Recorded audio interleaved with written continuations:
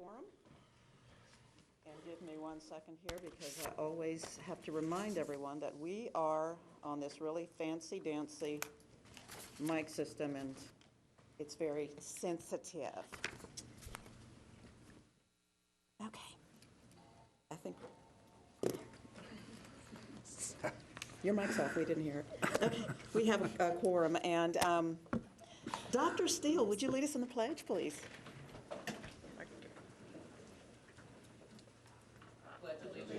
To the flag of the United States of America and to the republic for which it stands, one nation, under God, indivisible, with liberty and justice for all. Thank you very much. And we will move right into our student board member reports. Raise your hand if you want to go first. All right, Ms. Bowling, we'll take you. Well, good afternoon, Board Chairperson, Ms. Mays, Board Chair, Vice Person, Ms. Shepherd, Dr. Register, and fellow board members. It's good to be back. It's good to see everybody's smiling faces. And I'm a senior this year, and I'm ready for this new school year.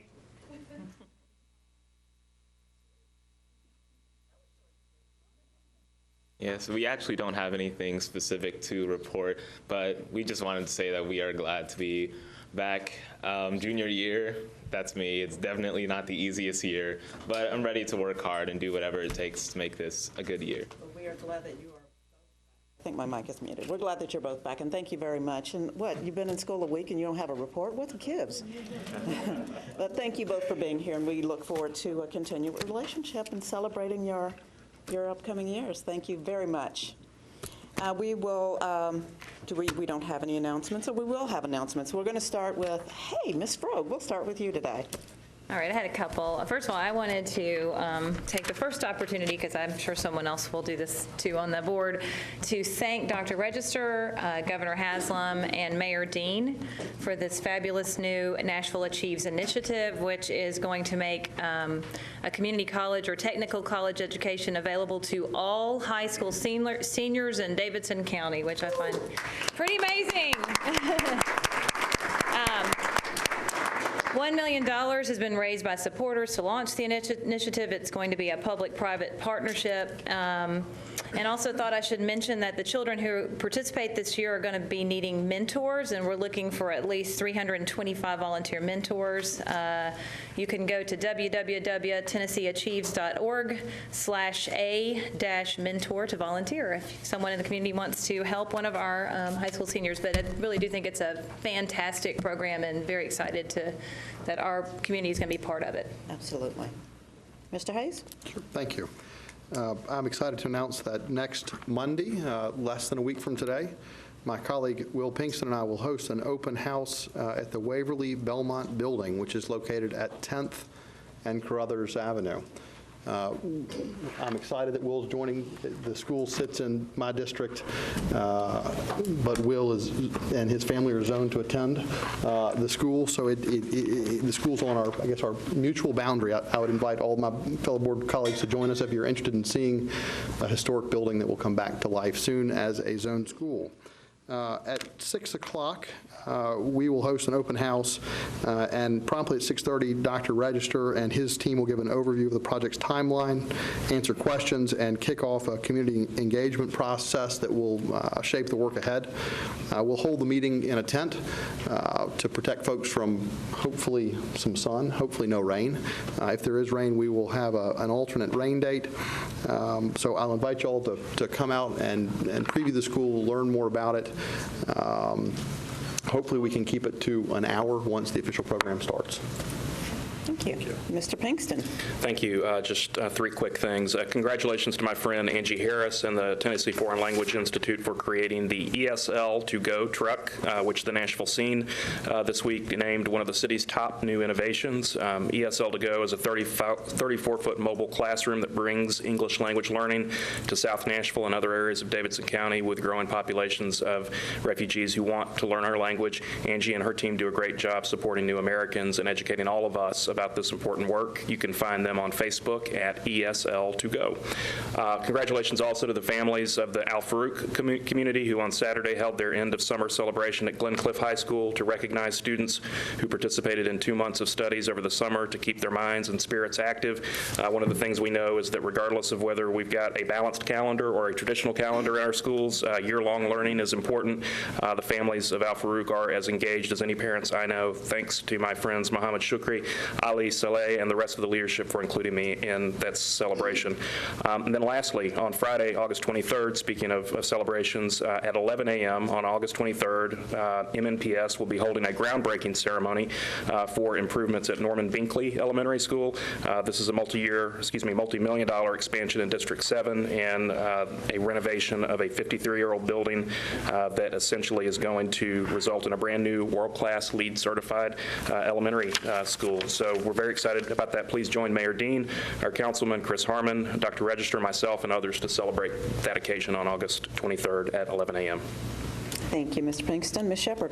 I just have one quick one. I just want to remind our viewing audience that Parent University is this Saturday at Trevecca University. It's always a great event for parents and students to attend, and I would encourage you to go. There's, I believe, a complimentary breakfast and lunch. It's from 9 to 2 at Trevecca, and I'll see you there.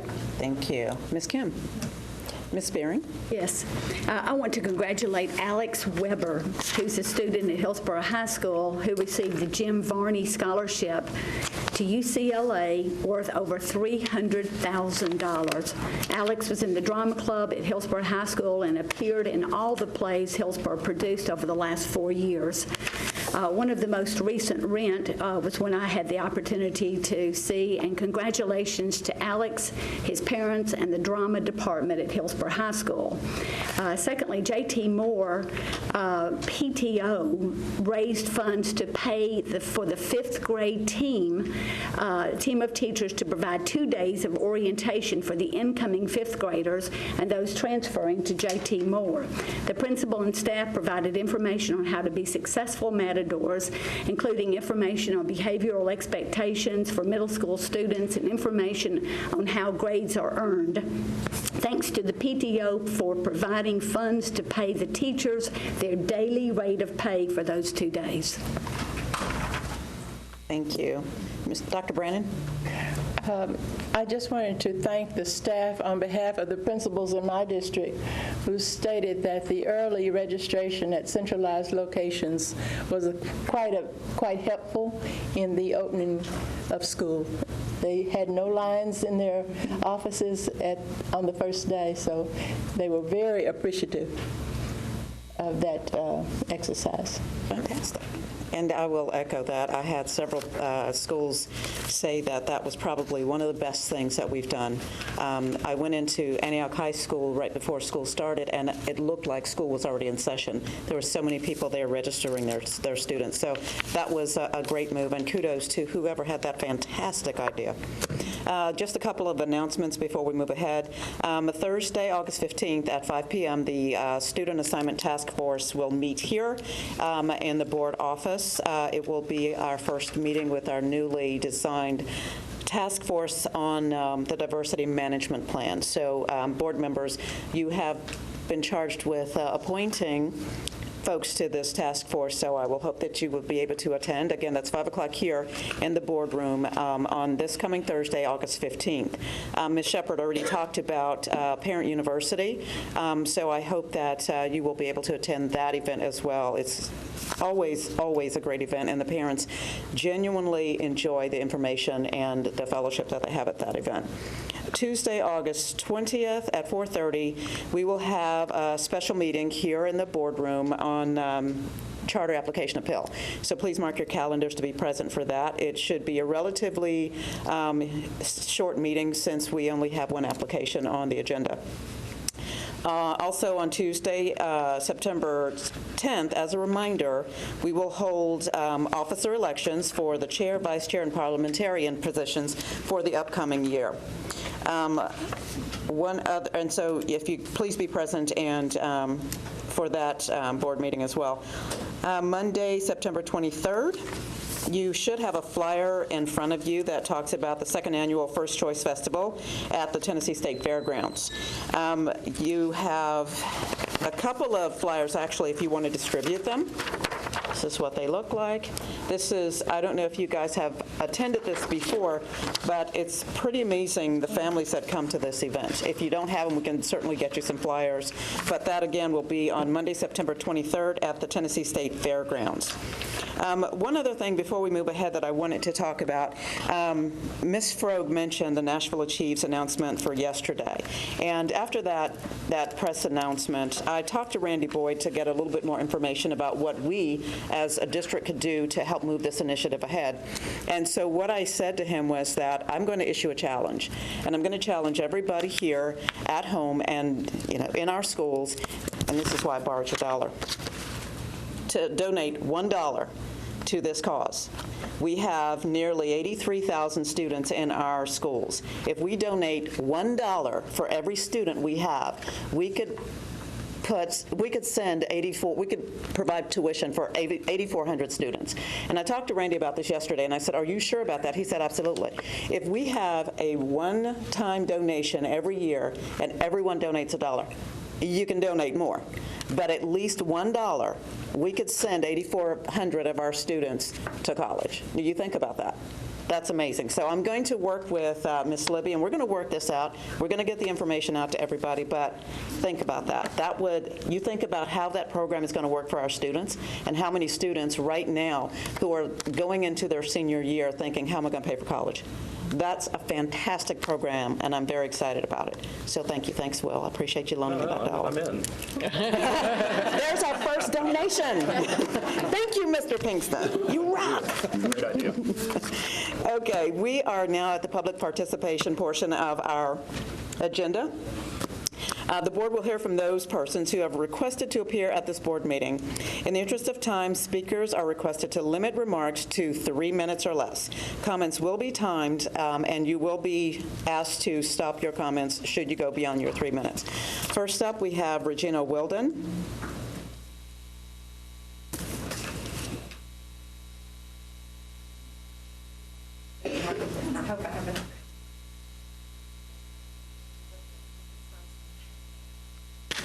Is this okay right here? Yes. First of all, I would like to propose a fourth optional for our school calendar entitled Back to Basics. It should start after Labor Day and end the Friday before Memorial Day. The calendar should be voted on by all teachers and parents in Metro School District. There should be a call out made by the principals in order for everyone to be able to vote on this. And the meeting should take place in case there are more questions. Here are some of my thoughts and questions. If our budget for school is so low and there's not enough money for teachers, building improvements, etc., then why are we sending our children to school in the hottest month of the year? This costs Metro thousands of dollars to cool the schools, and in addition, the cost of gasoline to run the buses and parents who drive to magnet schools each day is a strain on the budget. Why do we think our children will be smarter by taking their valuable home time away from their summers to explore the out-of-doors, go to camps, go on family vacations, and be able to be with children and play? I feel that some parents want their children to be raised by teachers and babysat by teachers who cannot raise them as parents should. Academics is important, but a child's characters, their values and morals need to be taught at home.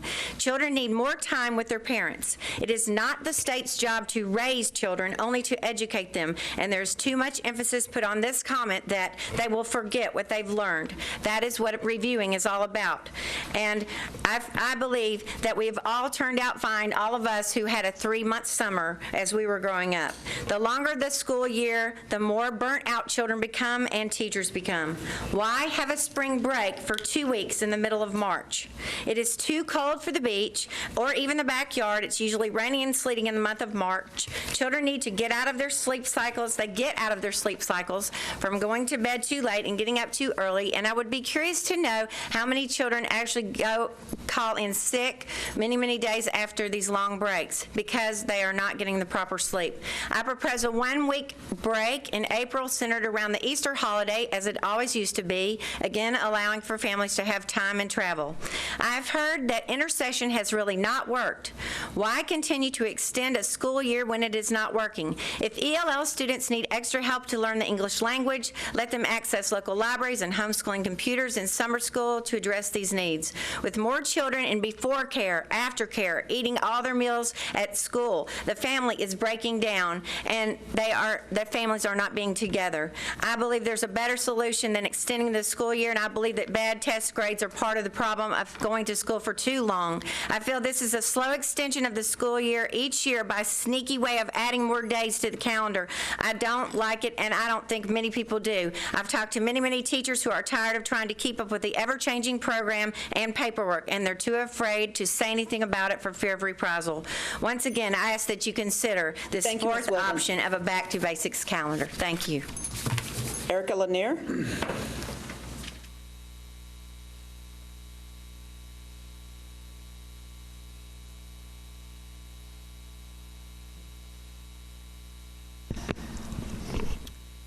Good evening. Can everyone hear me? Yes. Okay. I want what I think is best for my child. That was a common theme among approximately 15 parents that gathered last month in the same room on a Wednesday night to voice their opinions on the balanced calendar and other issues. I respectfully stand here tonight to remind them, as well as you, that while I heard their concerns and in some cases agreed with them, they collectively have children enrolled in less than 5 metro schools, and they represent less than 1% of our 82,000 plus students in MNPS.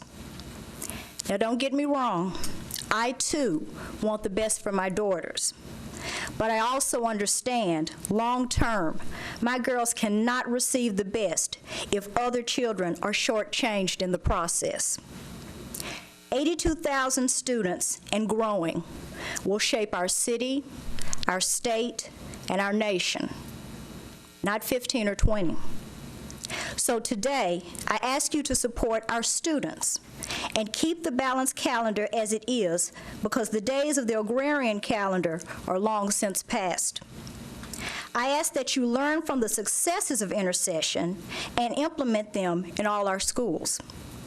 I ask that you use the same fundraising strategies used for the First Choice Festival and other events to financially support a viable intercession that parents can support, and to embrace community partners to overcome the challenges to a successful intercession as you voted last year to have for our students.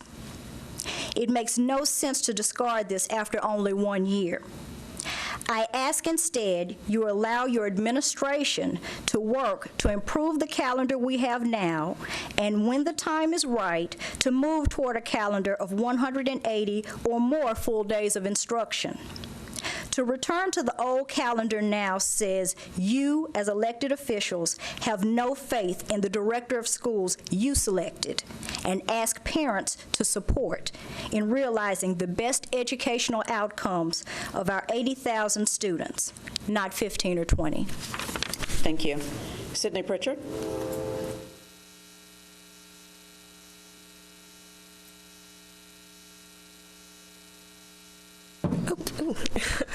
Hi, my name is Sydney Pritchard. I'm a student at Hume Falk. I understand that there's 3 calendars up for proposal tonight: the original agricultural calendar that we used to be on, the balanced calendar, and a revised version of the balanced calendar, which means that there's 1 less week of spring break that we currently have. That means you're taking out intercession.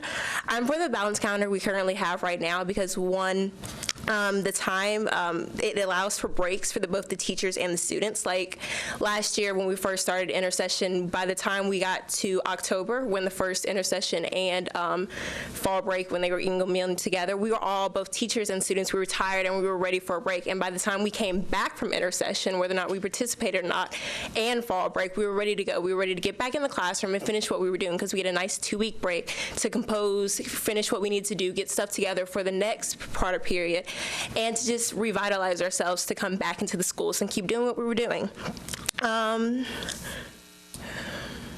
I also think that just replacing the calendar after 2 years, because we're on our second year of the balanced calendar now, is kind of faulty because most trial periods are normally between 3 to 5 years based upon how you do things and whether or not seeing if you can work them and how fixing glitches that involved in them. So I think just replacing it after 2 years is it's kind of faulty in due process because of the general fact that you're not being in there to be able to fix things before you actually figure out if it's working or not.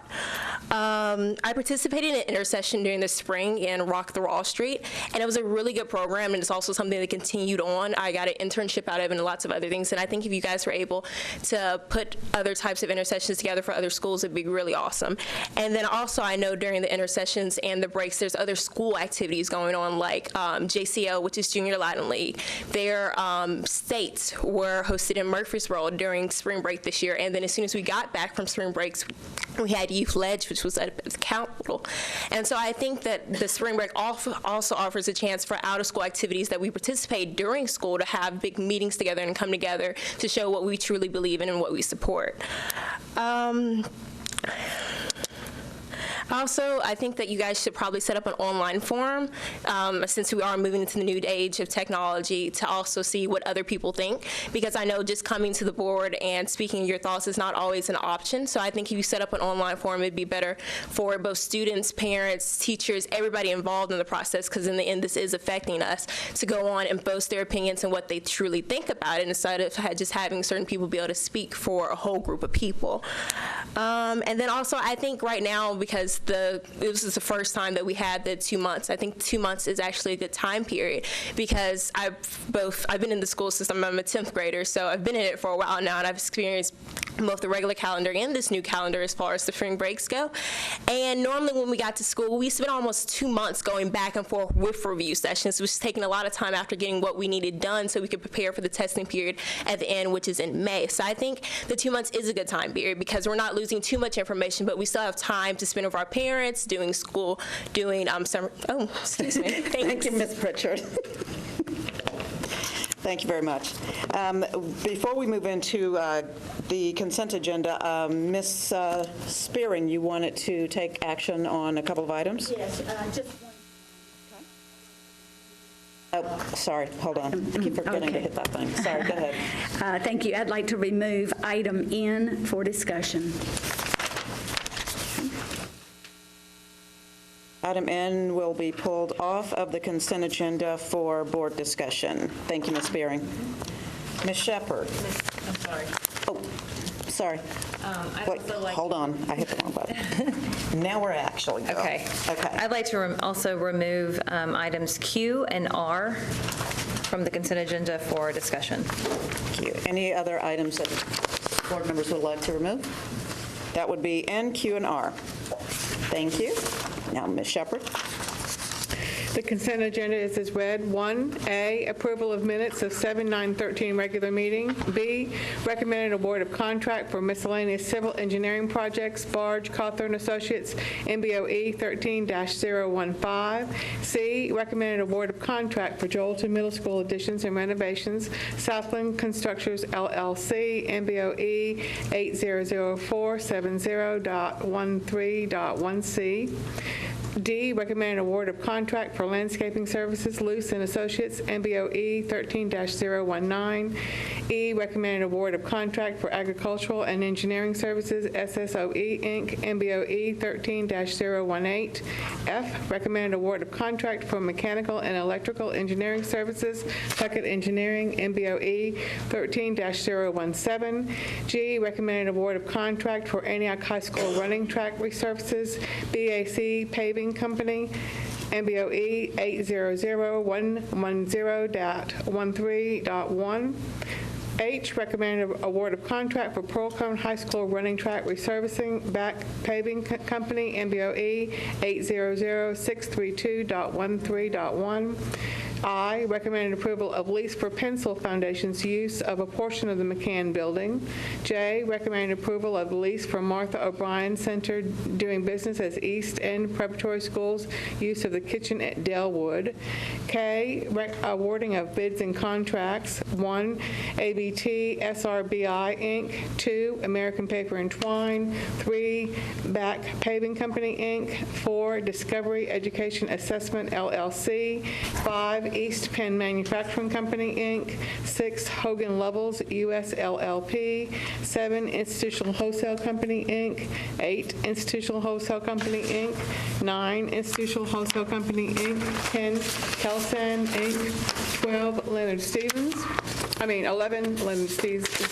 12, Mercury Supply Company, Inc. 13, Metropolitan Police Department. 14, Metropolitan Transit Authority. 15, Purity Dairies, Inc. 16, Southern Word, Inc. 17, Ziump.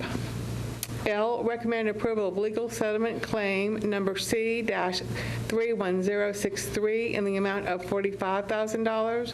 M, recommended approval of legal claim number L-15452 in the amount of $100,000. O, recommended approval of request for compulsory attendance waiver. P, recommended approval of special adoption of textbooks, Cambridge Core Mathematics, Cambridge Extended Mathematics, Cambridge Biology, and Cambridge English. Madam Chair, that concludes the consent agenda. I move that we approve as read. Is there a second? Second. Discussion? All in favor? Aye. Any opposed? Thank you. And we will pull, before we move on to the second and third items on the consent agenda, let's pull the 3 items for discussion. We will start with N, recommendation to certify charges for dismissal. Ms. Spearing. Yes. Thank you, Madam Chair. This occurred in an 8th grade classroom, and the allegations against this teacher for involves around a teacher. The allegation is that a teacher helped the student with the achievement test by passing information on sticky notes. What I find interesting about this is that there was a proctor there who is an adult who saw none of this. And I know that even principals have been, there have been allegations against principals, at least one that I know of, about cheating, and that was investigated, and it certainly did not come before us, and that principal is still in his position. So I'm wondering why the allegation with 3 children involving 3 8th graders, and we know 8th graders can have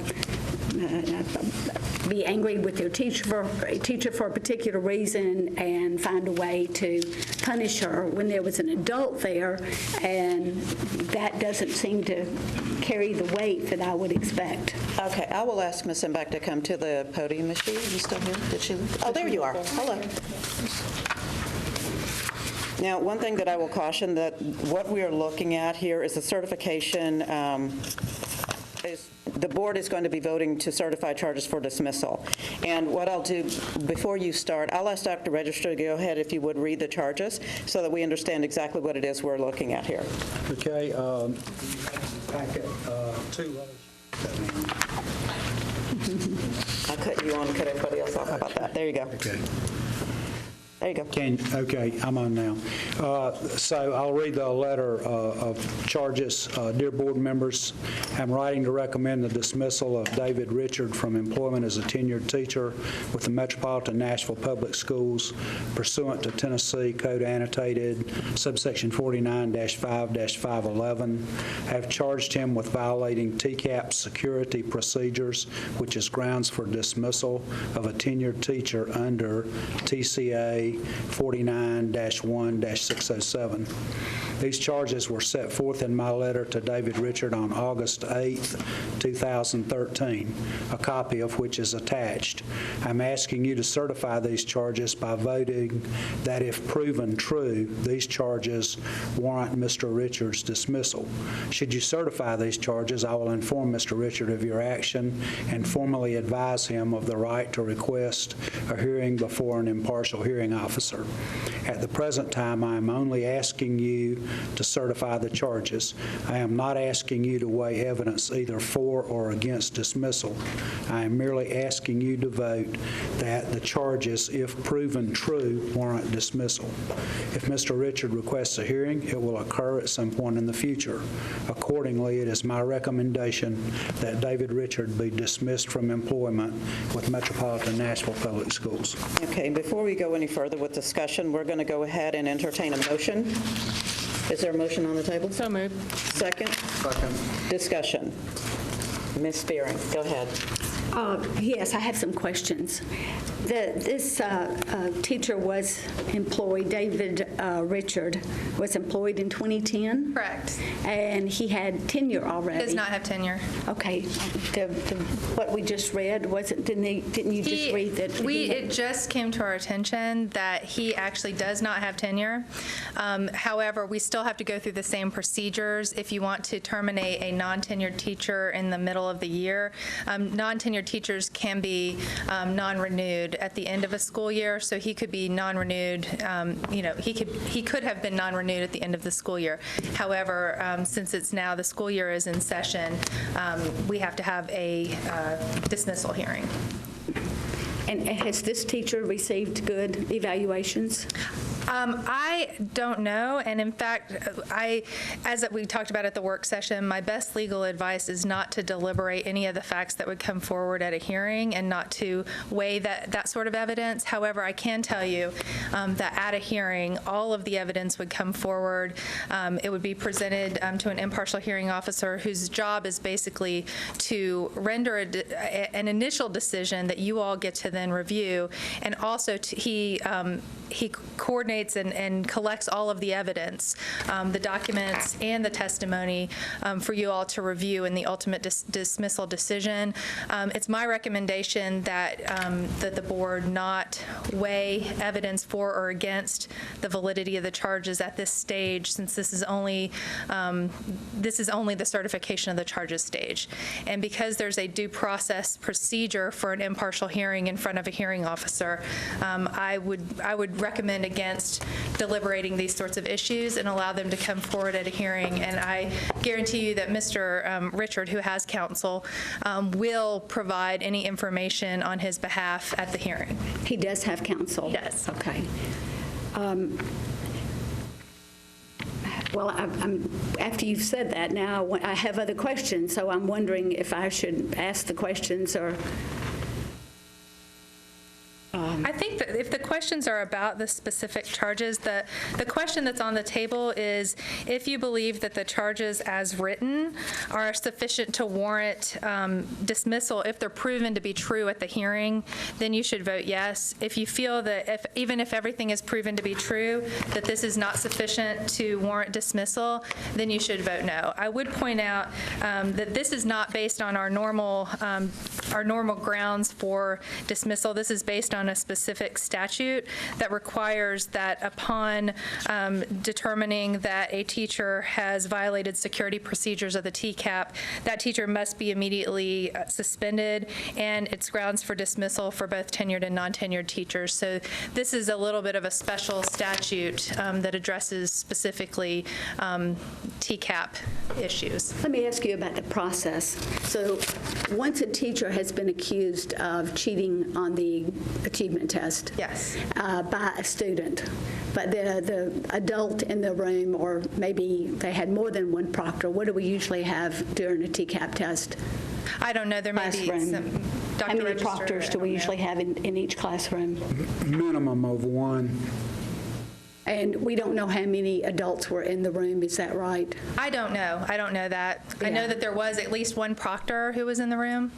So what is the process for a situation like this where a child has made an allegation, but the adult says, I saw nothing? I think we're getting dangerously close Just to the going process. off of this. Now, if we're going to talk process, then we need to be more generalized, because a lot of the information that you're asking about, I think, is included in this particular record.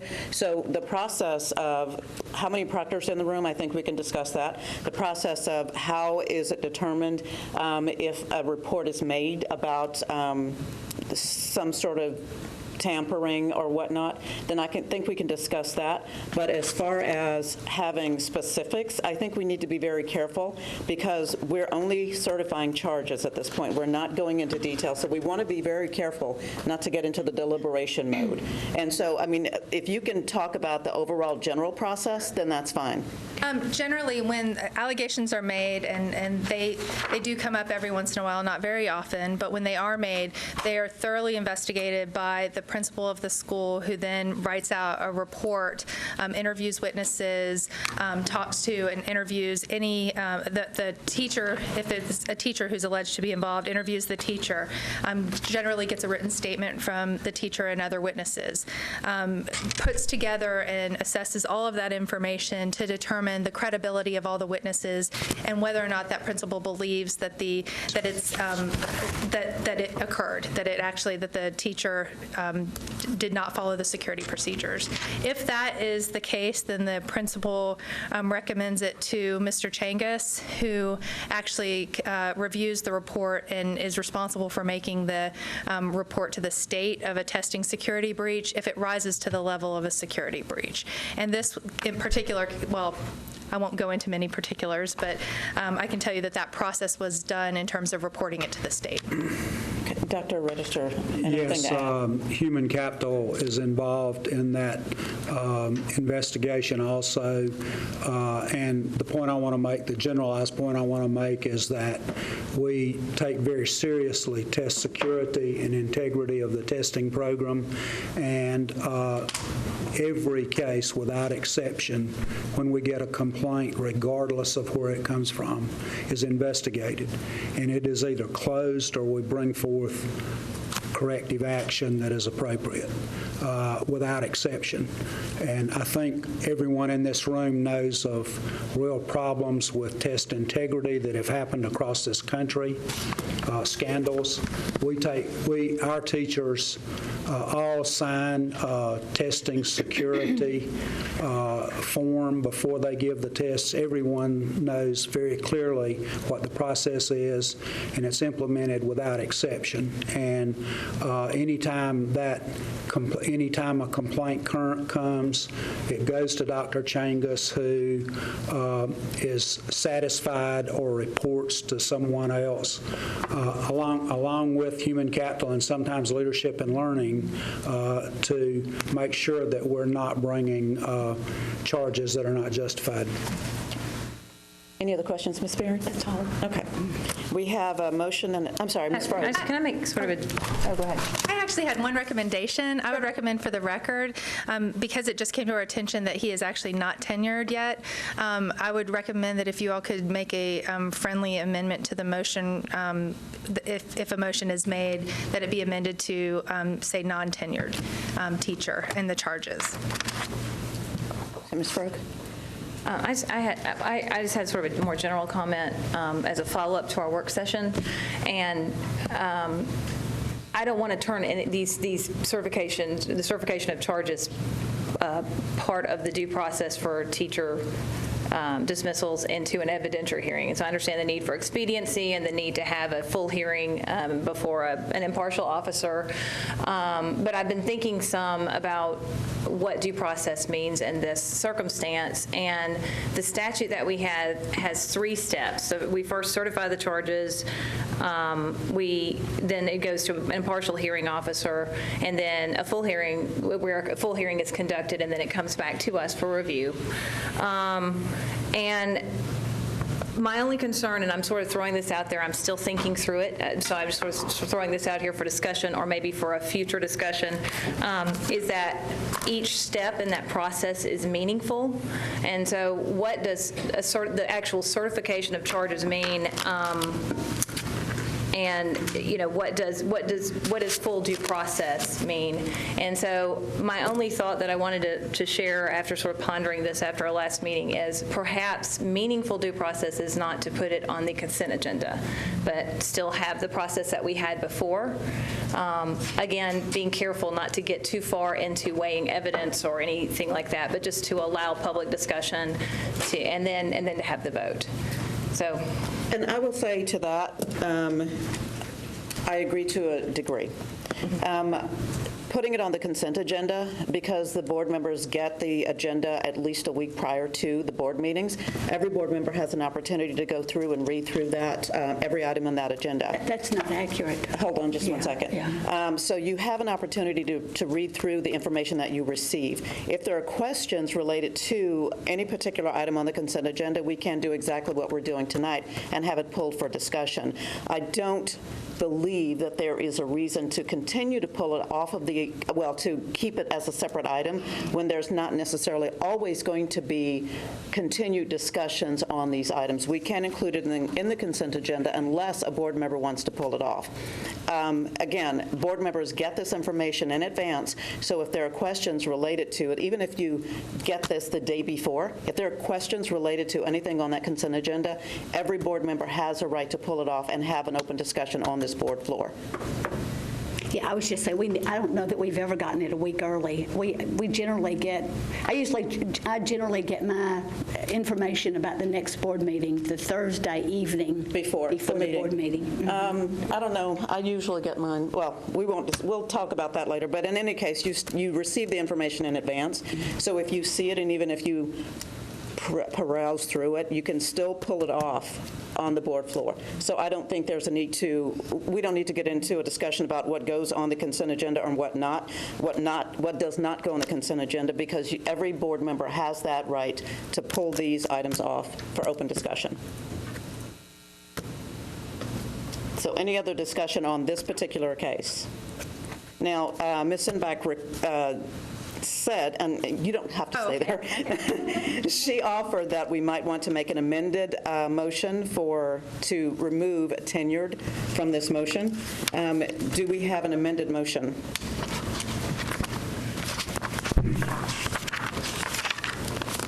I'll gladly amend the motion. You made the motion? There was no mention of tenure in the motion. I don't have a copy of the... In the letter, but not in the motion. Letter. Okay, then I'll move that we make an amended motion to add the word "non" in front of tenured in the letter. Yes. Is there a second? Second. Okay. Any additional discussion? All right, we'll call for the vote. All in favor of certifying the charges for dismissal of a non-tenured teacher, please say aye. Aye. Aye. Any opposed? One.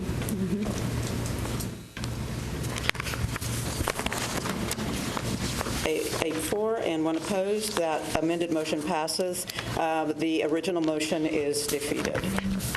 Ms. Frogue, you wanted to pull the recommended approval of Board Policy GP 7 off the consent agenda? Yes, I just had a couple of minor changes that we realized at the 11th hour on this one. So I'll tell you what the two changes are, and then I'll read the entire motion, the entire policy. First of all, under administrative appointments on this, we no longer have negotiations, and so I would like to remove that. And also, we have a reference in this policy to the Nashville Alliance for Public Education, and that organization is now called the Nashville Public Education Foundation. So I'll read through the policy, and then we can have a vote. The committee is a board, the title of the policy is Committees and Appointments. And it states, a committee is a board committee only if its existence and charge come from the board, and its work is intended to support the board's work, whether or not board members serve on the committee. The only board committees are those listed in this policy. Unless otherwise indicated, a committee ceases to exist as soon as its task is complete. Board may create committees as needed.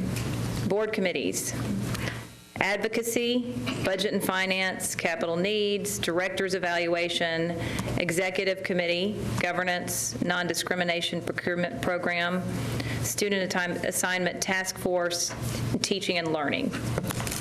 Under board appointments, we have administrative appointments, administrative retirement, athletic council, charter schools, insurance trust, sick leave bank.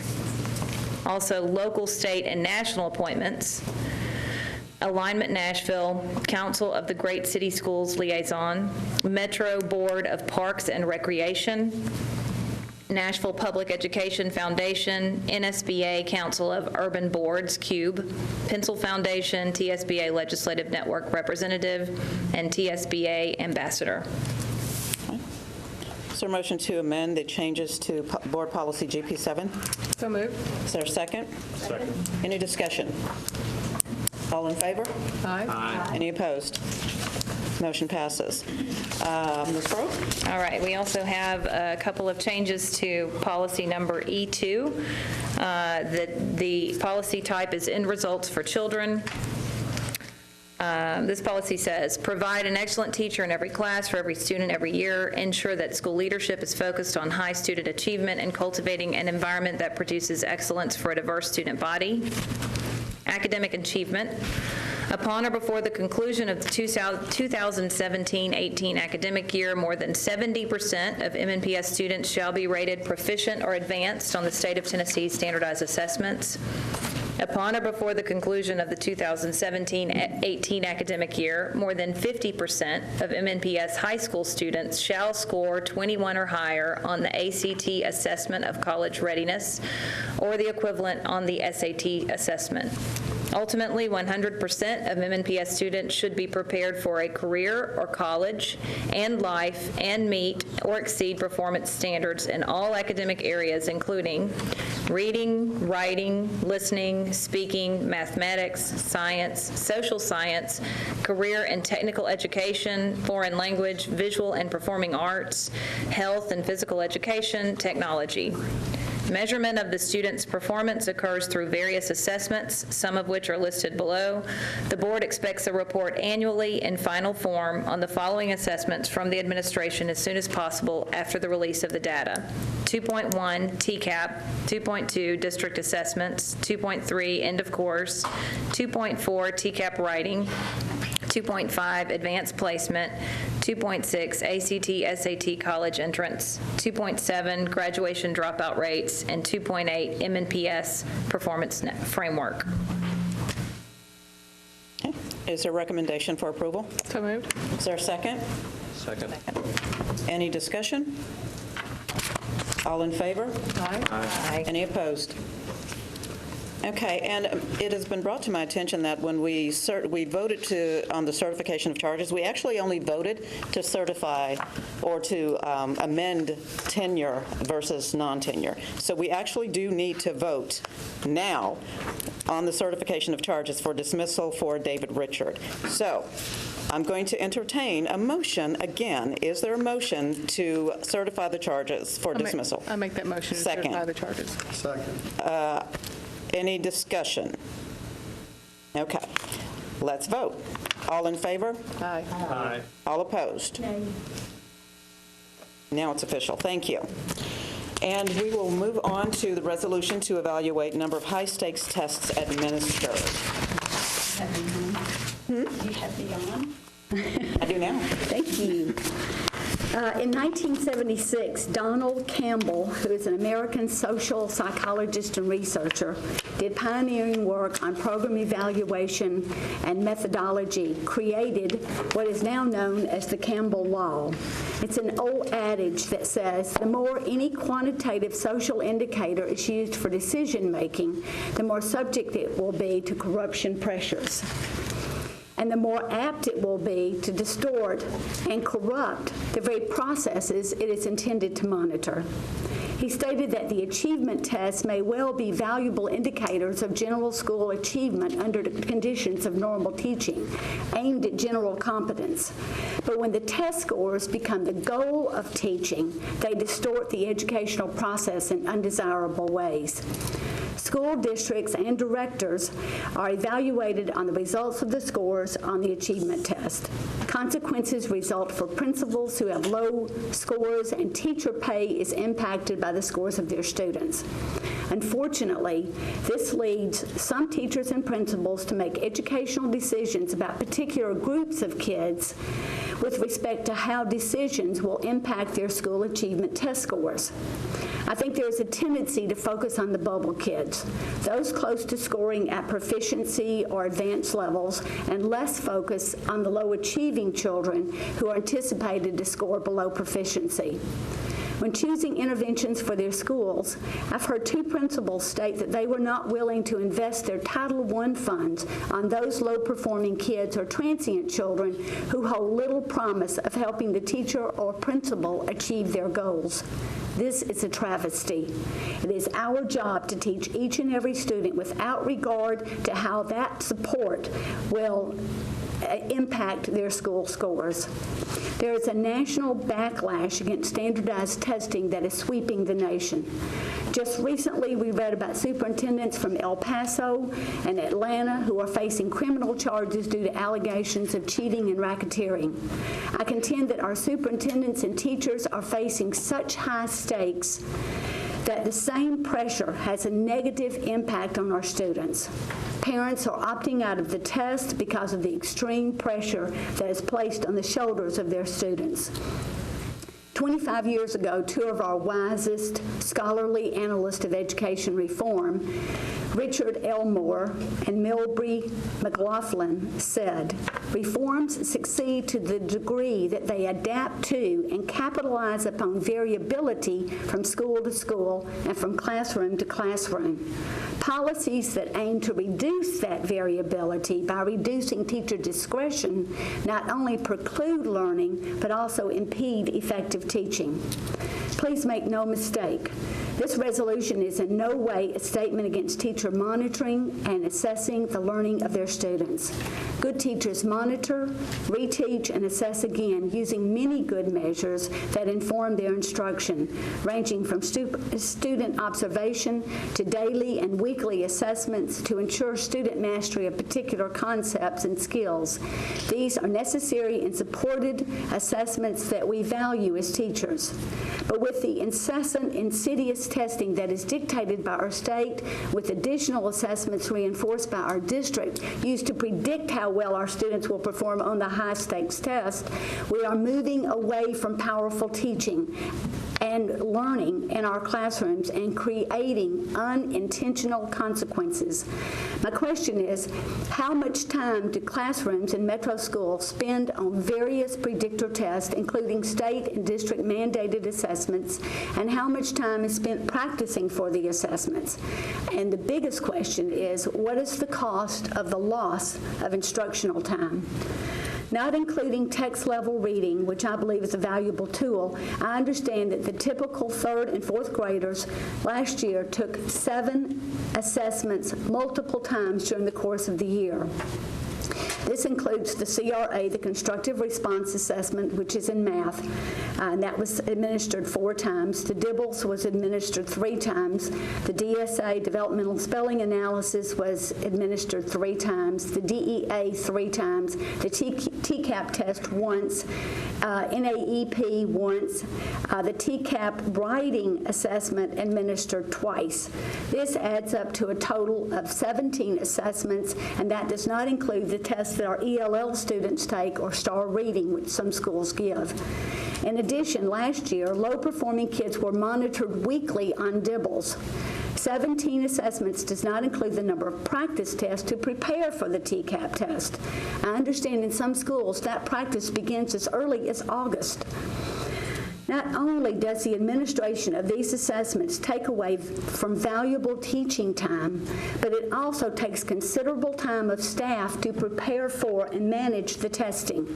Testing coordinators, reading coaches, and counselors report that the first 6 to 8 weeks of school are tied up managing some sort of assessment. Recently, I read a Chinese scholar, Zhao, say that Chinese leaders complain that their schools produce excellent test takers, but no inventive entrepreneurs. Is that what we want in our metro schools? With less focus on high-stakes tests and use of more meaningful, varied assessments that drive instruction, our students will profit more from opportunities to learn in the classroom. For deep learning to occur, we must build on students' prior knowledge, experience, and interest. We must engage students with the curriculum in meaningful ways that relates directly to their lives. For deep learning to occur, students must have opportunities to interact with their peers as they attempt to solve real-life problems. The MNPS resolution for high-stakes test. High-stakes standardized tests as defined for the purpose of this resolution are tests developed for mass consumption by testing companies that are implemented by school districts and bear important consequences for both the student and the teacher. Whereas the future of a prosperous Davidson County relies on a high-quality public education system that prepares all students for college, careers, and citizenship. And whereas MNPS has spent growing amounts of money, time, energy, and resources on high-stakes standardized tests while using results of those tests to make decisions which affect students, educators, and schools. And whereas an overemphasis on high-stakes tests narrows the curriculum, limits teachers' ability to provide valuable learning opportunities in the classroom, allows for-profit test publishers to drive instruction rather than trained educators, and discourages a broad range of educational experiences, and whereas it is widely recognized that standardized testing is an inadequate and often unreliable measure of both student learning and educator effectiveness. And whereas high-stakes testing places undue stress on students and has negative effects for students from all backgrounds, including low socioeconomic students, English language learners, and exceptional students. And whereas imposing relentless test preparation and boring memorization of facts to enhance test performance is doing little more than stealing the love of learning from our students and discouraging creativity. Resolved, the Board of Education calls on the Director of Schools to study the number of tests administered to students and the number of hours of practice students endure in preparation for the high-stakes test throughout metro schools. To reduce these tests to a minimum and to abolish the high-stakes test for K-2 grades. Resolved, the Board of Education calls on the governor, the state legislature, the administrators of MNPS to examine public school accountability systems used to evaluate student achievement and develop a system based on multiple forms of assessments that accurately reflect a wide range of acquisition of student knowledge. So with that, Madam Chair, should I read my motion? Yes, please. Okay, so I move that we approve the resolution to evaluate high-stakes test administration. Okay, the motion's on the floor. Is there a second? Second. Any discussion? Ms. Froeg. I'm sorry, I feel like I've got a lot to say tonight, but I think this is an important topic.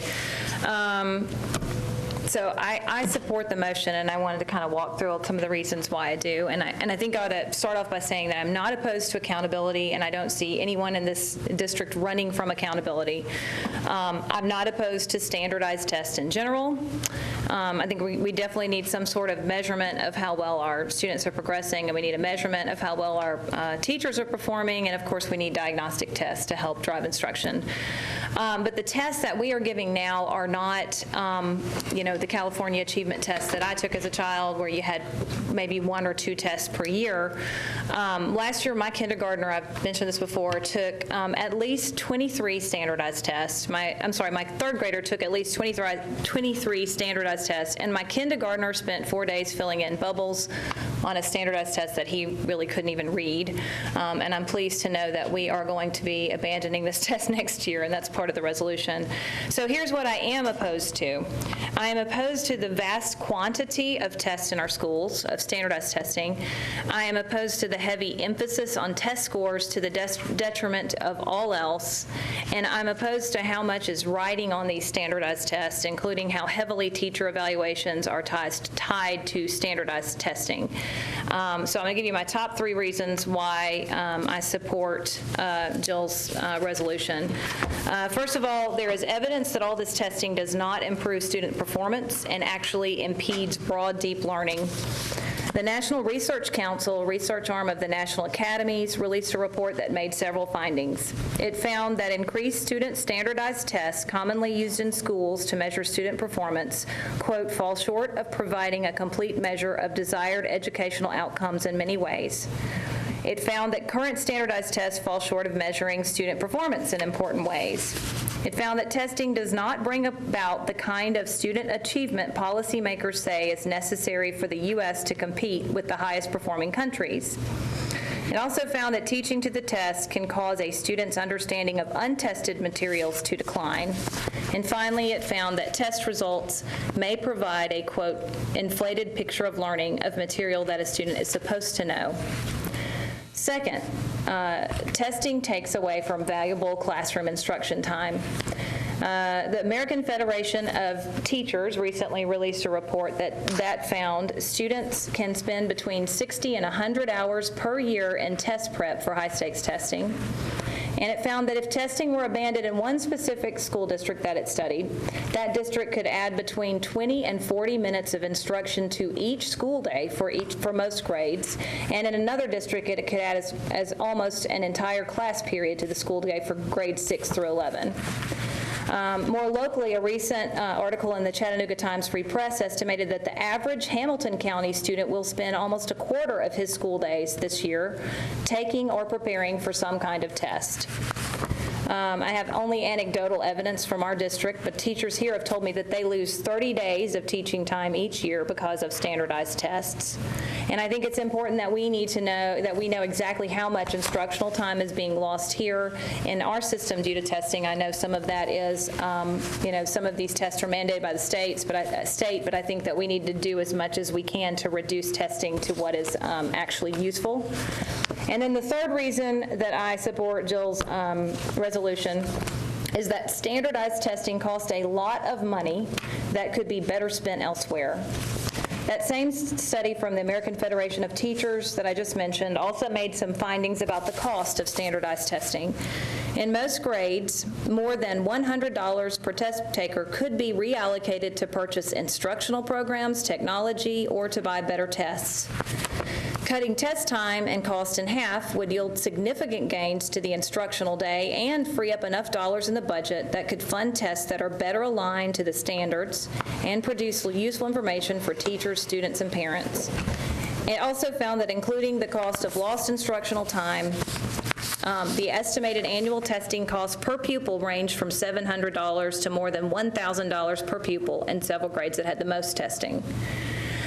Here are state costs for standardized tests, not our district costs, but what the state pays. The state is paying currently a little over $4 million to Measurement Inc. over 5 years for the English language learner test.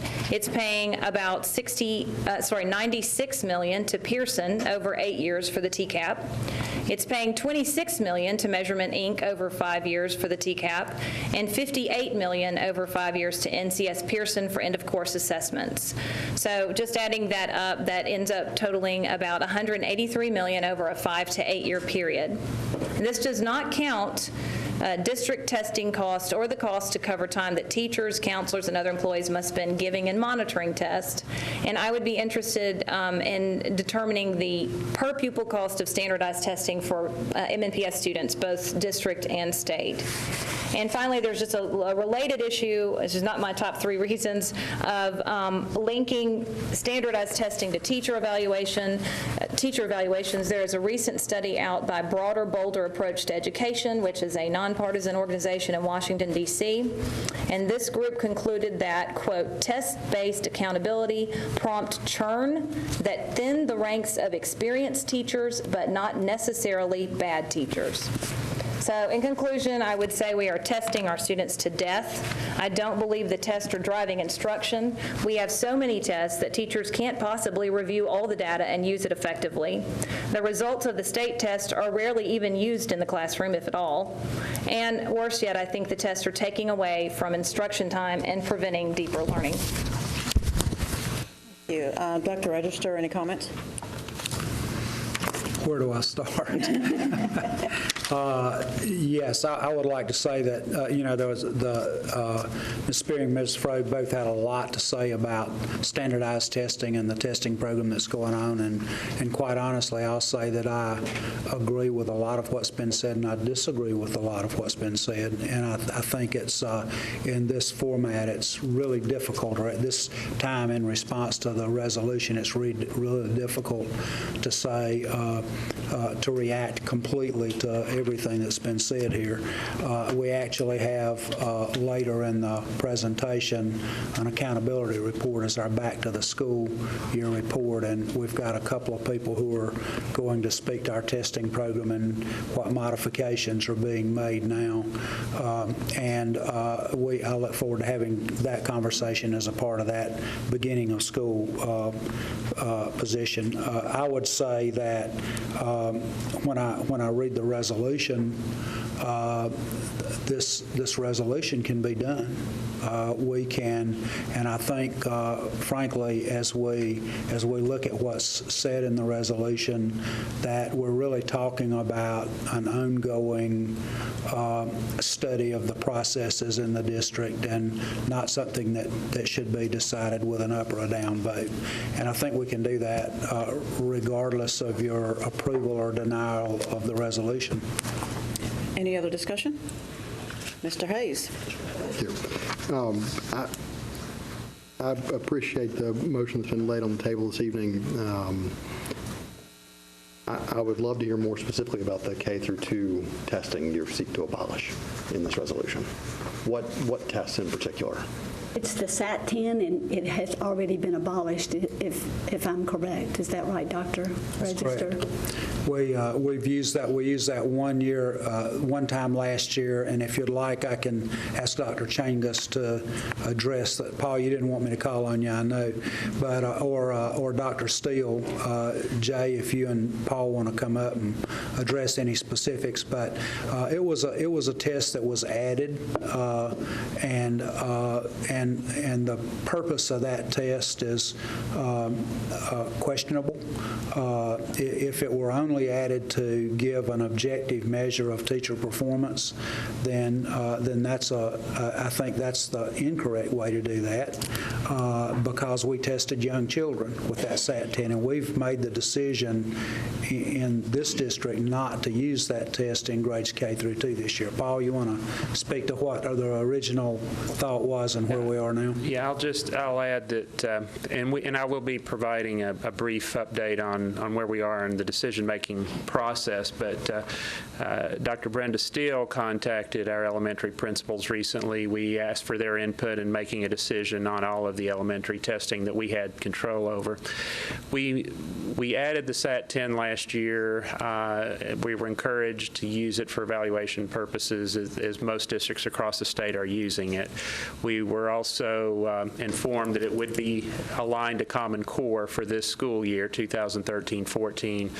That did not happen for whatever reasons. We were notified this summer, and that was probably kind of the last straw for us in terms of holding teachers accountable for a test that wasn't aligned to the curriculum. But we had a lot of feedback on the assessment, and we didn't feel that it was the best way to go from here. And I think I speak for for Brenda Steele, for Jay Steele, and others in that decision making. But I will be going over the testing changes for this year. And there are a number of assessments that are indeed mandated by the state, and then there are others that we have to make decisions on as we move into Common Core in this transition. And there is additional testing because of this transition, as you know. K through 2 testing back, and I guess the reason I asked that, we look at TCAP starting in the 3rd grade, begins to identify where we, and really into 4th and 5th grade, right, the transition into middle school, where we've had students falling behind. And I'm concerned that we don't identify early enough that where our students are falling behind, and would love to find a way to identify that in 1st or 2nd grade so that we can intervene earlier before 4th grade. Yeah, and I don't know if we want to go ahead and have that discussion now. There, in terms of formalized testing, schools will be asked to do some kind of interim benchmark a few times a year in the 2nd grade. DEA will be an option for them, or they can do their own assessment. But primarily, we'll be relying on formative and diagnostic testing, and we'll have universal screeners, and we'll be doing progress monitoring in those grades. But in terms of a standardized test, we won't have anything in place below grade 2. We will have, we'll continue with dibbles. There's some changes occurring with dibbles. We are dropping the nonsense words and adding the DAYS procedure to assess comprehension. But there will be assessments in place, but they will be short assessments given for response to intervention, monitoring, and other purposes to identify student needs. Anyone else wants to speak to that? If we could do this, if you're going to have a little bit more information a little bit later in the director's report, because right now we're just looking at this resolution, so don't go far. Okay, Mr. Pinkston? I'm sorry, Mr. Hayes. I'm quite all right. I'm just, so would you seek to take that part out since there is no currently a K through 12 test? K2. K2, I'm sorry, K2. Yeah, well, when I originally wrote it, the SAT 10 was part of the assessment package. So, I mean, so we can, yeah, we can certainly take that out since we don't plan to use it this year. Have you spent a lot of time with Campbell? Reading Campbell's law. So he wasn't, did you think that he was really writing about testing in schools or writing about all of the indicators that are used to inform social decision making? I mean, everything that I've read about Campbell's law talked about that he actually welcomed testing in schools, but was concerned about manipulation of data. Is it in regards to social decision making? I think so much of what you outlined was predicated on Campbell's law, right? But he wasn't necessarily talking about testing in schools. He was talking about other tests for social policy and decision-making. Yes, and look at the policies, look at the decision-making that is a result of the testing. So he is quoted often in educational circles because of the high stakes that go with the achievement test. What would the folks that would argue against him say? Have you read a lot about the people who would argue against it? I'm just wondering, what's the other side of the argument? You haven't read the other side of the argument. I haven't, yeah. Yeah. So the argument for testing, right? Like the argument for testing is, I think, one that we're all familiar with, that if we want to have accountability, we want to be able to differentiate which schools are better than others, which teachers are better than others. The test has been used to conquer and divide, if you will, so that we can and I guess my question, are there specific tests that you're against, or you just want to study all testing? I do want to study all of the tests and find out. I'm really interested in how much time we're spending, as Amy was talking about. I'm hearing, hours, days, weeks, months.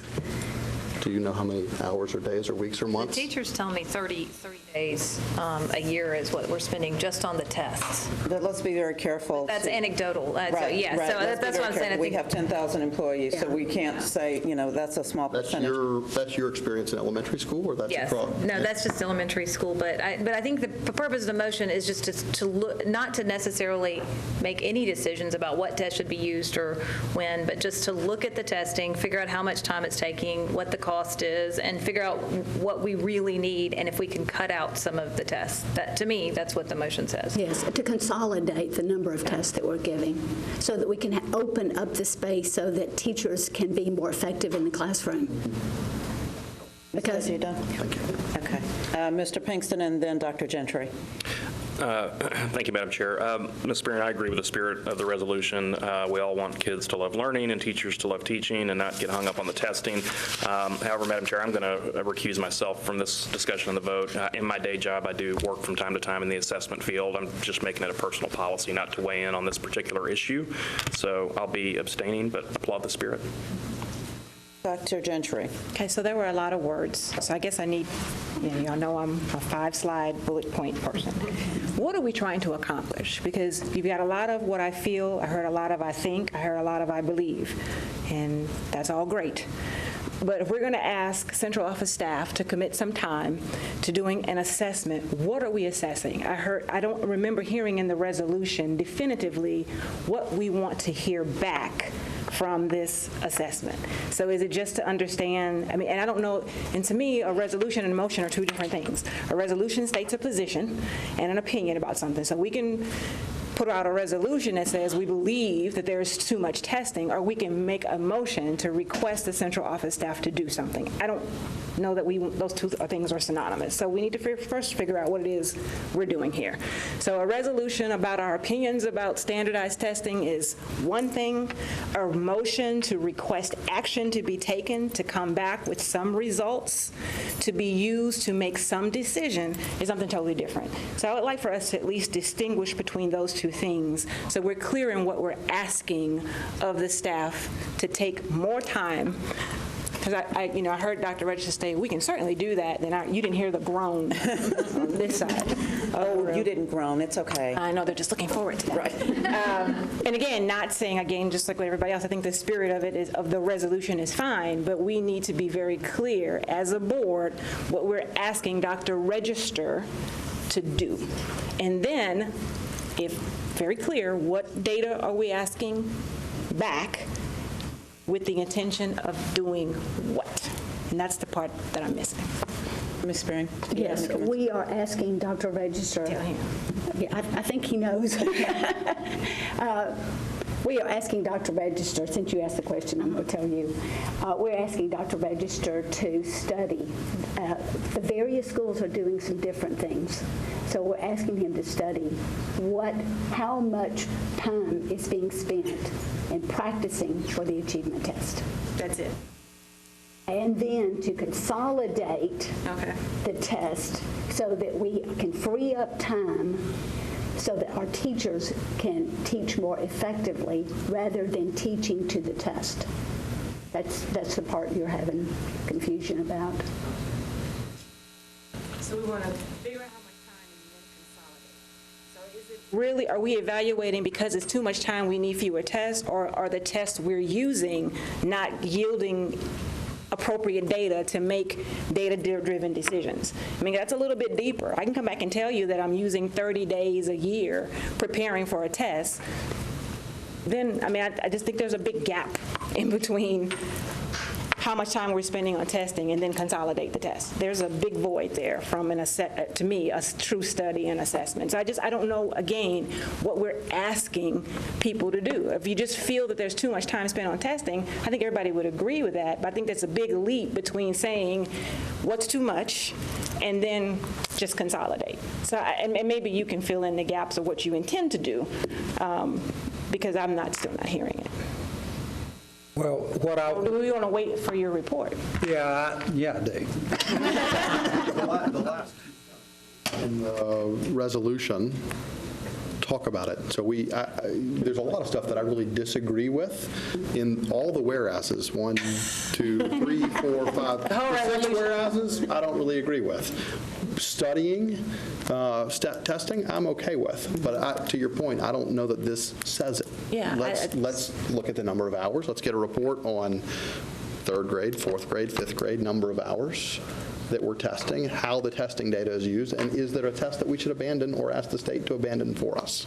It doesn't say that here. So I would think if we're going to abandon it, it's either because the tests that we've been using to predict have not really yielded accurate predictions, or we have tests, I think you've mentioned this before, we have tests that are actually testing for the same thing, and yet we give them, 4 versions of the same type of thing that give you the same results, so maybe we abandon. So I think I'm just looking for more, if we're going to ask someone to do something, provide more guidance on what we're looking for. And you may have already done a lot of this, and it'll be in your report. I'm trying to help you out here. Quite simply, what I would start with is a report to tell you what we're doing, what the tests look like. I'm talking about a work session, sure. And to give you a report on that and some part of an assessment about certainly what's required by the state, what we do, right. And then about 2 different purposes for testing. One's summative, and that is the measure for accountability purposes. Those are state required basically. And then the other are those tests that are formative, those that are used by teachers to make decisions about instruction. And I think those are more or less formalized. Some are teacher-made. A lot of them are teacher-made. And actually what we've heard in the district is that a lot of the concerns are generated around how many of those are teacher-generated tests as opposed to something that's mandated. But we could give you a report on what we require, how we're changing, and we're going to do that in just a little bit. We're going to give you a report on how we're changing and how much time is required. And I would start with that, and then where the board wants to take that would be the next step. Any additional discussion? Ms. Frog. Can I just toss in one more? I agree. Those are the things we're looking for. The way I look at it is we're trying to know how many tests we're giving, how much time is spent on testing in total, and the per pupil cost of the test, if we can factor in the state test with the district test to figure out how much we're paying for the test. And then something I'm interested in, I don't know if it's quantifiable, is the impact on other curriculum of all the standardized testing. And now, let me just say, based on Dr. Gentry's comments earlier, the difference between a resolution and a motion to do something. This sounds like an ask. And could this be obtained in an ask? And if you get the information that you're looking for, then we consider some sort of, additional ask, or maybe even policy that is directed towards high-stakes testing, depending on the information that we receive. And the reason I say that is because, again, to Dr. Gentry's credit, the difference, you have to understand the differences in a resolution. What's the purpose of this resolution is my question to you. I understand what it says, but what result do you expect from this?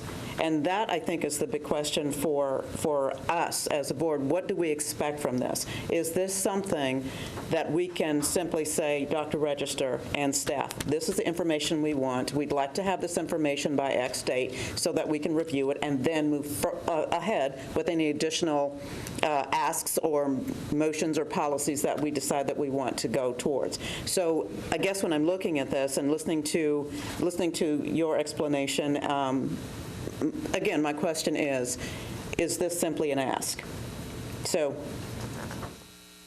that's where I am on it. Any additional, you have any comments or any additional questions, discussions? Well, it may be. I'm fine for it just to be a request. And it sounds like, Dr. Register is already on top of this. So, if it doesn't need a motion, that's fine. I've wasted a lot of time.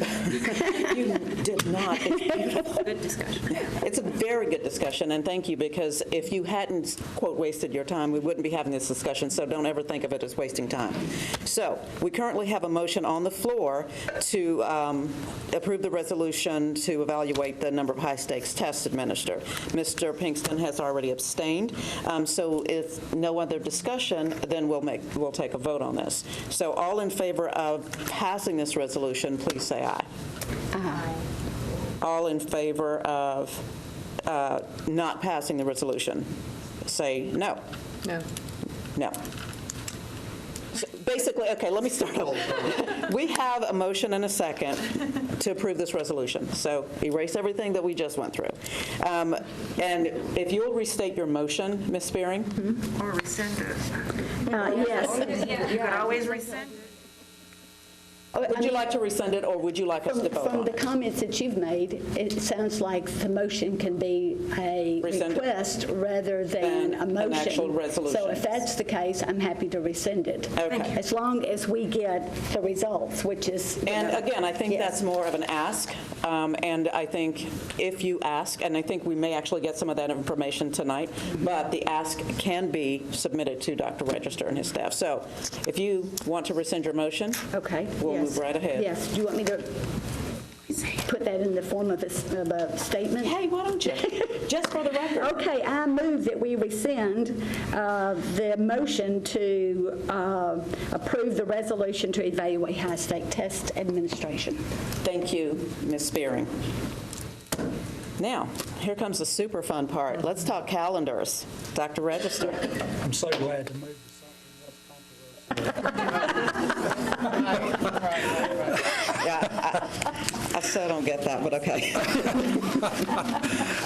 Thank you, Madam Chair. I want to ask Larry Collier and Meredith Libby to come up to the podium, if I may, because they'll have to help me with this presentation. As you know, we, a month ago, asked for a deferral so that we could consider options with the calendars, and so that we could get, essentially so that we could get more input into the calendar. And you have received, consistent with what I had earlier said, we would do a couple of versions of a calendar and recommendations coming out of our calendar committee for a balanced calendar. And there's one that is balanced without additional time, that does not additional days of school, that does not carry fiscal mandate. And then you also have a balanced calendar, an extended year calendar. And I'll say to you that my bias and my recommendation is to extend time. And I'm supportive of a calendar that has a price tag to it, and that's to add essentially 2 weeks to the teacher work year and a week to an additional 5 days for students to come to school. Unfortunately, it carries a price tag that's pretty hefty, about $17 million, as Mr. Henson's modified his original budget recommendation.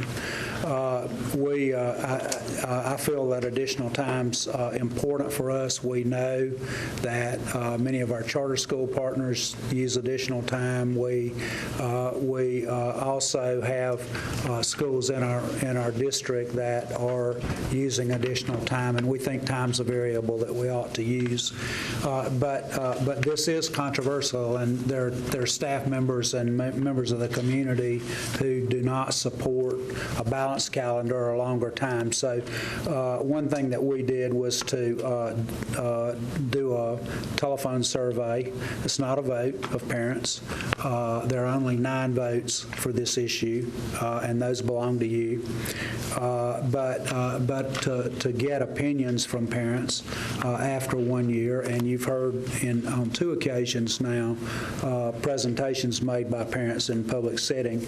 I want to call on Meredith and Larry first to give the results of the telephone survey, and then Larry is our resident expert, and I'll have to say that I literally have made Larry pull his hair out over the last more of his hair out over the last 2 months. And he is, and he's my hero because I really have come back to him so many many times, and Larry, I appreciate your work with this, but first to get Meredith to share the results of the telephone survey with you, and then we'll entertain questions, and I'll ask Larry to help me if he's still willing to. Certainly, we conducted a telephone survey of families, teachers, and staff last night, Monday, August 12th. That day of the week was selected after we got feedback from parents who said that many schools were having open houses this early in the year on Tuesday and Thursday nights, which would have been our typical day for doing such a survey, but we did move it at parent request to last night. We sent the call in 5 languages. The survey calls were timed to begin at 7 p.m. They stopped at 9 o'clock. I understand that we did not get through all of the tens of thousands of call numbers in our database, so not everyone got the call. Of course, we had done a lot of promotion beforehand, including a pre-call last week saying if you are not available Monday night, here's another way to weigh in. You could call our customer service center. You could send us an email. We had a rousing discussion on Facebook. So there were other ways for parents to participate. And as Dr. Register said, we did emphasize throughout that there are 9 votes on this. The rest of us are weighing in with our opinions to provide our 9 voters with an additional data point. So out of our total population of phone numbers in our database of 85,000, we had almost 7,600 responses. And that is, we had far more calls that were answered, but people, for whatever reason, simply did not opt to participate in the survey.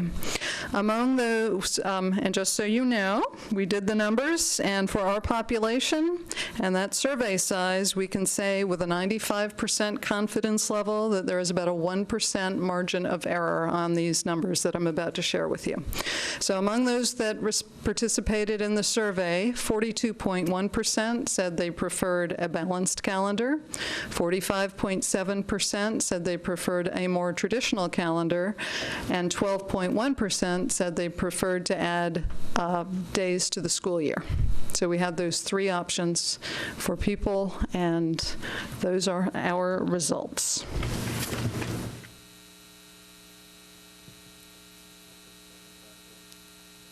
Sample size. Well, our entire population of phone numbers is 85,182. Excuse me, we had about 51,000 calls delivered, and then the number of people who actually either responded to that phone call, emailed us, or called us to weigh in with their opinion was 7,581. Thank you. Be glad to answer any questions.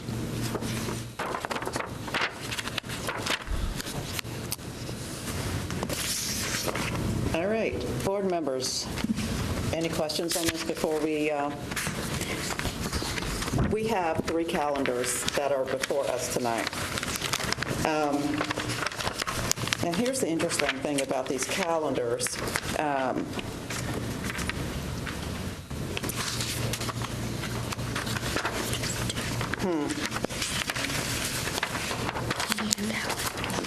I'm just really curious. I'm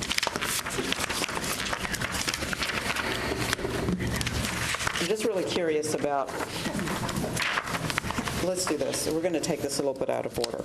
So we're going to start the discussion process on this thing, and then we're going to make a decision on the calendars. We'll take them one at a time.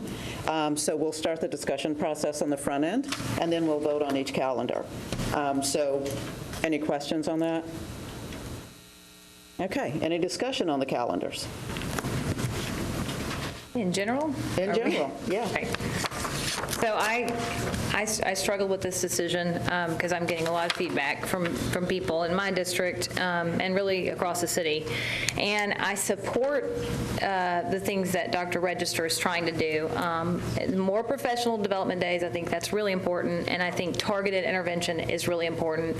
I think everybody agrees that intercession didn't work as effectively as it could, but I think with some tweaking, it could be helpful to students. My reservation, which is why I have a hard time choosing between the three calendars that were presented is that there is that $17 million price tag for the calendar that Dr. Register supports, and in the current budgetary climate, that's a lot of money. So I called Dr. Register this morning to sort of express my concerns, and he discussed a potential other option just to confuse everything. And I was hoping maybe he would be willing to share that, because I think that it might be a good compromise that meets the needs meets these needs, doesn't cost more money, and also responds to the majority of people who seem to want the more traditional calendar, which granted is a very small percentage higher than those that support the balanced calendar. So I was hoping you wouldn't ask that question. So let me give a little bit of background. This is one of the reasons why I think I've perplexed Larry and Meredith, is that when after the last board meeting and with a lot of discussion, we really continued to discuss and think about what we're proposing here, and I want to say that I fully understand that the longer the extended school year is pending funding, and that's a big price tag. And as I said at the earlier meeting, it's always awkward when you ask for a $17 million increase to add time, and I think added time is very important. But that's 2 years in advance, and we don't know whether funding will be available for that at that time or not, and how we would prioritize it. So that one always, that recommendation always has to carry the pending funding issue with it. The balanced calendar itself ran into some difficulty with us not being able to do everything we wanted to do with intercession. Intercession's only one part of a balanced calendar, though. I think the strength in the balanced calendar more than anything is reducing the length of the summer by a couple of weeks for a lot of our children who are not engaged constructively over the summer or who do not speak English over the summer. Now, I know that's not for everyone, but I don't think a shorter summer is bad for anyone. I think that we can constructively use the time to really add value for almost everyone. So, but after the last board meeting and a number of conversations with board members, we started looking at is there a compromise, and are there some guiding principles that we could use, but where another concern is that we don't need to go back and revisit this every year or every 2 years. We need some parameters set within which we could live that may serve both purposes and may satisfy a lot of people. Now, we have a calendar that embodies the compromise, but I really hesitate to lay it on you in a public meeting. I've got a copy of it, and I didn't send it to you in advance, and it's not fair to you to lay another calendar on you. I will do that. I'll give it to you, but let me talk about the parameters. We talked about starting school a little bit later in August. We talked about the first Wednesday in August, unless it fell before the 4th. And we can do that and get a semester in before winter break. And we talked about a stopping time of Memorial Day. You can't do that every year. Some years, to get the semester in after the winter break, you've got to go 2 or 3 days past Memorial Day, because I think Larry told me yesterday that one Memorial Day, when he was projecting out calendars, fell as early as May 21st. We can't get through that 23rd, May 23rd. We can't get through with everything by that date. But but the parameters of trying to start a few days later in August and end around Memorial Day, maybe 2 or 3 days after Memorial Day. The other principles were 1 week in the fall for a winter break, 2 weeks at the winter break, and 8 days at a spring break. And 8 days at a spring break is a week for spring break and 3 potential days for intersession activities. And that comes before testing time when we can work with children who need extra help. The other thing I would say is I think there was a really good recommendation from one of the parents who was opposed to the balanced calendar, who said that if we go back to the traditional calendar, let's do some things early in the year to give children who need a head start that extra time. And if we go to something like this, I would propose extra time at the beginning of the school year. Now, with those parameters said, I do have a draft, and I'll ask Madam Chair and members of the board if you want to see this draft. Absolutely. Okay. And Larry Collier gets credit for this. If we don't like it, Larry, you get Shouldn't have credit said for that. I shouldn't have said that. Larry Collier and I get credit for this That's a calendar. Buzzfield that Because just he rolled over actually you, Larry. made work what I talked about. So, Larry, would you go through the key points of this draft calendar, please? Sure. School would start for children on August 6th, the first Wednesday. We would have fall break October 6th through 10th. The first teacher planning day would be following the fall break on October 13th. Parent-teacher conference on November 4th, which is Election Day. 3 days for Thanksgiving, as we've had in the past, 2 weeks at Christmas, the winter holidays. Teachers have another planning day, Monday, January 5th. The 3-day intersession would fall on March 18th, 19th, and 20th, followed by spring break that entire next week. And then a teacher planning day would be March 30th on Monday.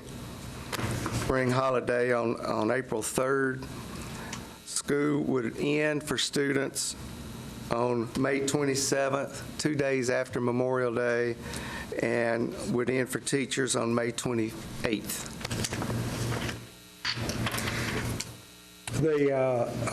Larry, if you would talk about August 7th. August 7th, the first Thursday in August is generally an election day. Except for 2013. A lot of times we'll have a primary, a state primary, or a local primary, or the local metro elections, the general election, are generally the first Thursday in August. We don't want to have school on election days. There's security reasons, there's a lack of parking. So what we've done with this is start school on the 6th with a half day, spend that next day, the 7th, getting kids that showed up the first day that schools were not expecting, get them registered, get them enrolled, get them scheduled, and we have hundreds and hundreds of children that show up unexpected at schools. So the schools really need time to get the students properly enrolled without doing it during an instructional day.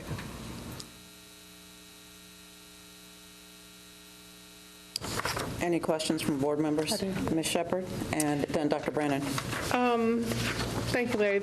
This is much more palatable, I will have to say, than the other 3 that I was looking at. I woke up at 4 o'clock this morning conflicted with having to vote on calendars that I had gotten a lot of comments on.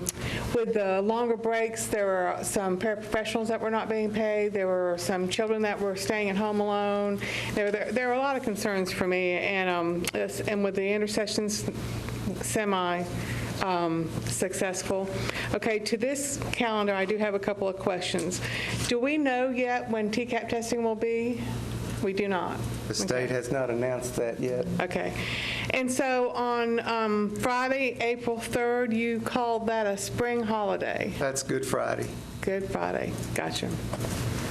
If I may ask Paul to address spring testing times, and Paul, because Paul can answer it more specifically than I can, but spring testing has been moved later and later, and there's actually been discussions of legislation to make it as late as possible, and it's right around the first week in May now.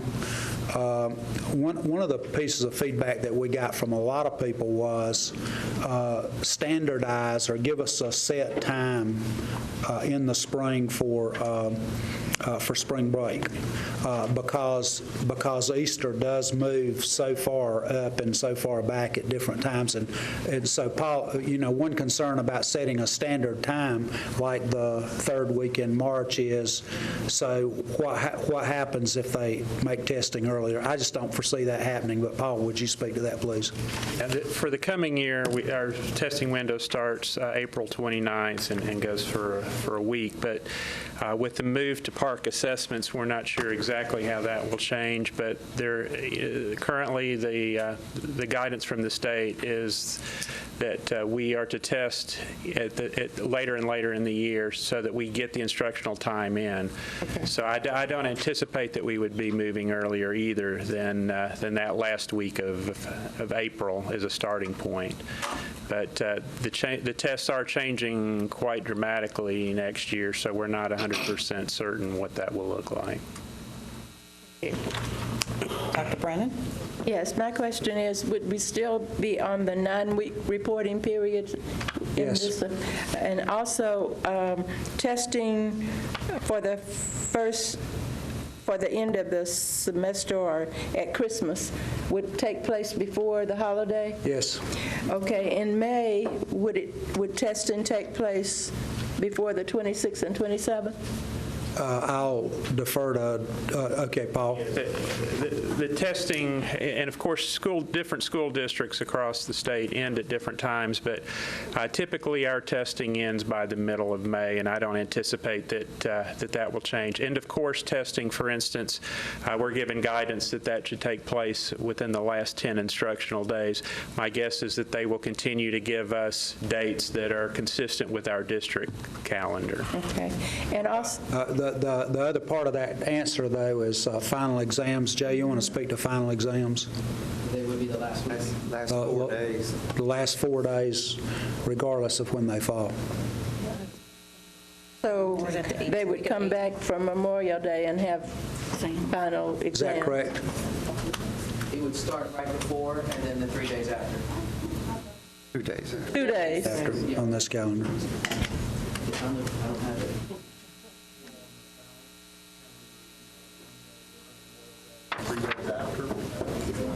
On the balanced calendars, you'd have 1 day before Memorial Day and 4 days of testing after, 3 days of testing after? Right. Yes. Okay. And So that weekend would split the testing, the final exam calendar for high schools. I'm sorry. And my final question was, would transportation be provided for intersession for the 18th, 19th, and 20th? Pending funding. And we actually, Fred would be the one to speak to this, but we actually provided quite a bit of funding this past year at principal request for schools that were really impacted by having a lot of kids who couldn't get there. Since with a shorter period, we could concentrate the resources that we do have more on the intersession time that we have, and I would say that we would be able to provide transportation at a certain level, but not for everyone. That if we try to provide 3 days of instruction for everyone in the system, we revert back to a great deal of added cost. Mr. Pinkston? Is this where are we in this conversation? Are we specifically talking about this fourth option now, or is this the time to make more general comments? You can make more general comments, and I actually have a comment behind that, too, so go right ahead. Okay, thank you. So, I could go either way on the issue of traditional or balanced calendar. I think parent opinion clearly is split when you look at those numbers, and I think that counts for something, and it certainly tracks the communication I've been hearing from my constituents in District 7. People are just divided on this issue. All that said, I'm really reluctant to make a change without hearing a lot more information about what other big districts are doing, what high-performing districts are doing that are comparable size to us, and without hearing really what the best research says about all this. I don't think we spend enough time talking about our greatest resource, which is time, and the length of day, length of year, better utilization of the time we've got. I think that we've all heard stories, lots of stories about wasted time following TCAP testing in May. So I'm inclined to stay the course until we get a lot more information and research about what's going on in the field. I'd love to see a board retreat built around this issue one day in the near future. And if we're going to consider a change, then have a really long, robust community engagement process to make the case if we're going to change course. Thank you. And let me just make a comment. And I'm looking at this new entry into the mix. And, we already have 3 calendars on the table to consider. Now we have a 4th to consider. Now, based on the responses that we received, well, and I'll say to Mr. Pinkston's credit, I will say also that I've received pretty similar responses. Everybody's that has either stopped me in the grocery store or sent me emails or called me, they've been pretty split on whether to stay with the balanced calendar or go back to traditional calendar. I did get one response, and only one response today, that said, do not add any days to the calendar. And that was a pretty interesting response. It was just like out of the blue, walked past me, said, don't add days, and kept right on walking. So that was pretty interesting. But based on the responses that we've gotten, it concerns me because it's less than 10% of the total population of, well, I won't say the total population, but the total number of phone numbers that we have right now. So it seems a very, very low amount of responders, and of the responders, they're basically, split. So I would propose that we push this particular issue off until our next business meeting so that we have time to take a look at this new entry and kind of really review the whole thing, because I'm looking at this, I don't know, is the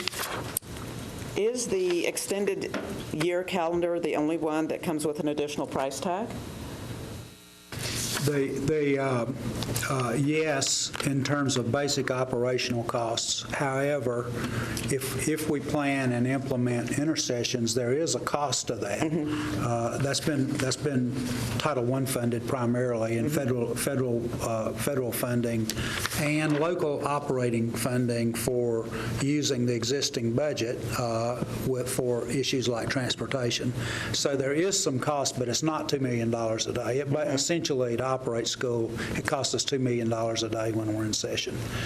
So there is some additional cost depending on how you implement intercession. Our principals have been asked to, with the federal budget cuts this past year, our principals were asked to use their Title I money to pay for a lot of this. So a lot of the expense came out of school budgets. And so, yes, some expense, but I think, Chris, our expenditure, we figured about $750,000 for intercession this past year. Is that right? Is that correct? From all sources? Yeah. Yeah, that's correct. Okay. Okay. And another thing, I've heard a couple of times that the 9 votes count, and that's absolutely true. We're the 9 votes that have to make a decision here, but the parents of the 82,000 plus children that elected us are the ones we have to consider.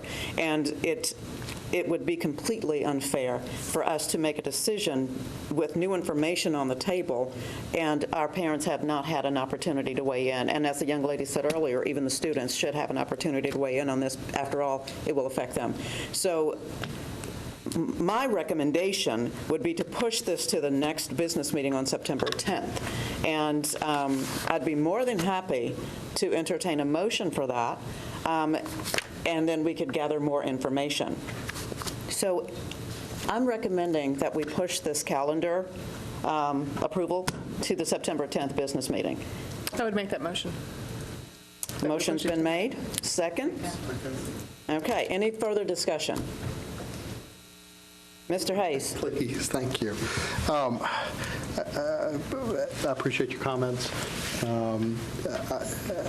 I've heard from an overwhelming number of constituents, probably around 100 emails, so it's not as many as the first time a couple of years ago, who were in favor, I'd probably say 80% were in favor of a return to the traditional calendar. They talked particularly at the elementary and middle school levels about the wasted time after the Memorial Day. I would love to hear some thoughts, particularly as the calendar committee debated it, what happens in elementary and middle school after the holiday, and happy to listen to that at a later point in time instead of tonight if the motion carries. Memorial Day.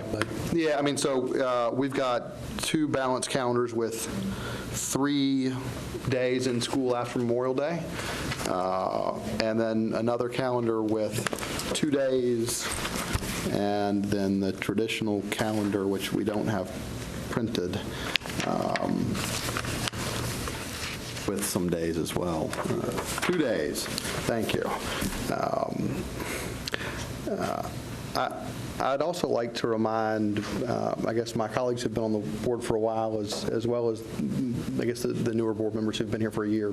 2 years ago, when the balanced calendar was first brought, I attempted to amend the motion poorly. I don't think my motion was very well understood. To say that I do value more time on task, an extended school day, an extended school year. I believe it is something that we should advocate and pay for. But I don't think 9 months or 10 months is enough time to build consensus within the community to get the dollars. To go and get $20 million, we need to discuss that publicly over a long period of time. We need to build consensus around the need and what we're going to do with the money. And at the time, I attempted to amend the calendar process to look at a 2 or a 3-year calendar cycle. I think that would be an interesting thing to discuss again if anyone is interested in doing that, to say maybe with this 14-15, we approve one of these options, but 15-16, we do value more time on task. We want to see everybody in school. We want to find a way to pay for it. And look at 2 years out, an extended school year that maybe starts after August 1st and ends around Memorial Day. So these intersession days do get funded, and we have some time to build consensus to get the dollars to pay for it. So that's my comment. I don't know if anyone wants to think about a 2-year calendar cycle versus a 1-year, and perhaps if we do push this back another meeting, we can have that discussion at a later time. Any additional discussion? Grand. Oh, Ms. Spearing. I just want to say that the constituents in my district really were in favor of the more traditional calendar. And it is the only calendar that allows the kids to take their exams, the high school students to take their exams before Memorial Day. And the whole purpose of the balanced calendar, if I'm correct, was to help students retain their learning over the summer. And one of the comments that the parents made at our public hearing and public participation was they asked for a return of summer school, so that those kids who need additional time will have that additional time, but the kids who don't need that additional time are able to stay with their parents, and the parents were really yearning for more time with their children. So I found that to be very, it was very emotional for the parents when they were talking about this. And our intersections, I can't see, I don't have evidence. I don't see that that the intersections have been productive. So I don't feel good about putting more money into additional intersections that so far have not panned out to be effective. What I like again about the traditional calendar is it seems to be this particular traditional calendar appears to have a nice balance of a week off for spring break, a week off for fall break. Another comment that the parents made was that they didn't like having 2 weeks off right before achievement test. So I think those comments are valid and worth considering. Any other comments? Mr. Pinkston? Just, real briefly, I mean, I'm inclined to move this decision to a later date as well. The question I've got is, by that time, by the next business meeting, will we be able to get some research in hand that shows us what comparable districts look like, and who can produce that? Is that the Council of Great City Schools, or is that some other organization that can give us some comparable data, or is there comparable data? I mean, is it just different in every place? I think actually we already have some research that's been done, and we can continue to look, talk to the Council of Great City Schools and look at and further explore that over the next 4 weeks. Okay, thank you. Any additional questions or comments? And I'll make one comment, not necessarily about this particular issue, but I will say there's been a lot of discussion about the effectiveness of intercession. What I can tell you is of the students who did attend intercession, it was very effective. I visited some of those schools during intercession. I talked to some of those students, and they were excited about being in a lot of the programs that are offered. I think the biggest issue around intercession is that there was not a larger participation. So it looks as though it was not effective, but for the students who did participate, it was very effective. So any other discussion? One other comment. I will not bring a 5th calendar. We're going to hold you to that. Okay, so the motion has been made and seconded to defer the approval of the calendar to the September 10th business meeting. All in favor, say aye. Aye. Any opposed? Motion passes. We will move that to the September 10th business meeting. And now for the director's report, which I thought we'd never get here. Thank you, Madam Chair. Now we'll move into the non-controversial part. I would like to change the order of the director's report. I'll hold district accountability till the second item, because the back-to-school report and update can be a very quick report. Visha's handing out some information for you. I'm going to ask Chris Henson to help me with this presentation, and we'll move through this very quickly. We, in the area of human capital, we have 636 certificated new hires in the school system. You can see on there is a handout, and I'll hold it up to you, that Shireen Douglas, who is who works with recruiting and staffing, has prepared a pretty complete report for you. And I think I want to ask Susan to say a word about this too. Our diversity recruitment is better than last year, not where we want it to be, but 28% of our new hires are minorities. You can see some of the statistics that have happened there, but I think one thing I'd like for Susan to address with me, if I may, is that we did make a decision a year ago to raise beginning pay to $40,000 a year, and anecdotally and statistically, we've seen some real impact from that. And Susan, would you address that, please? Sure. If you'd look on the Excel spreadsheet, Shireen's put together some pretty interesting data points for us to look at and consider as we always are trying to improve our processes.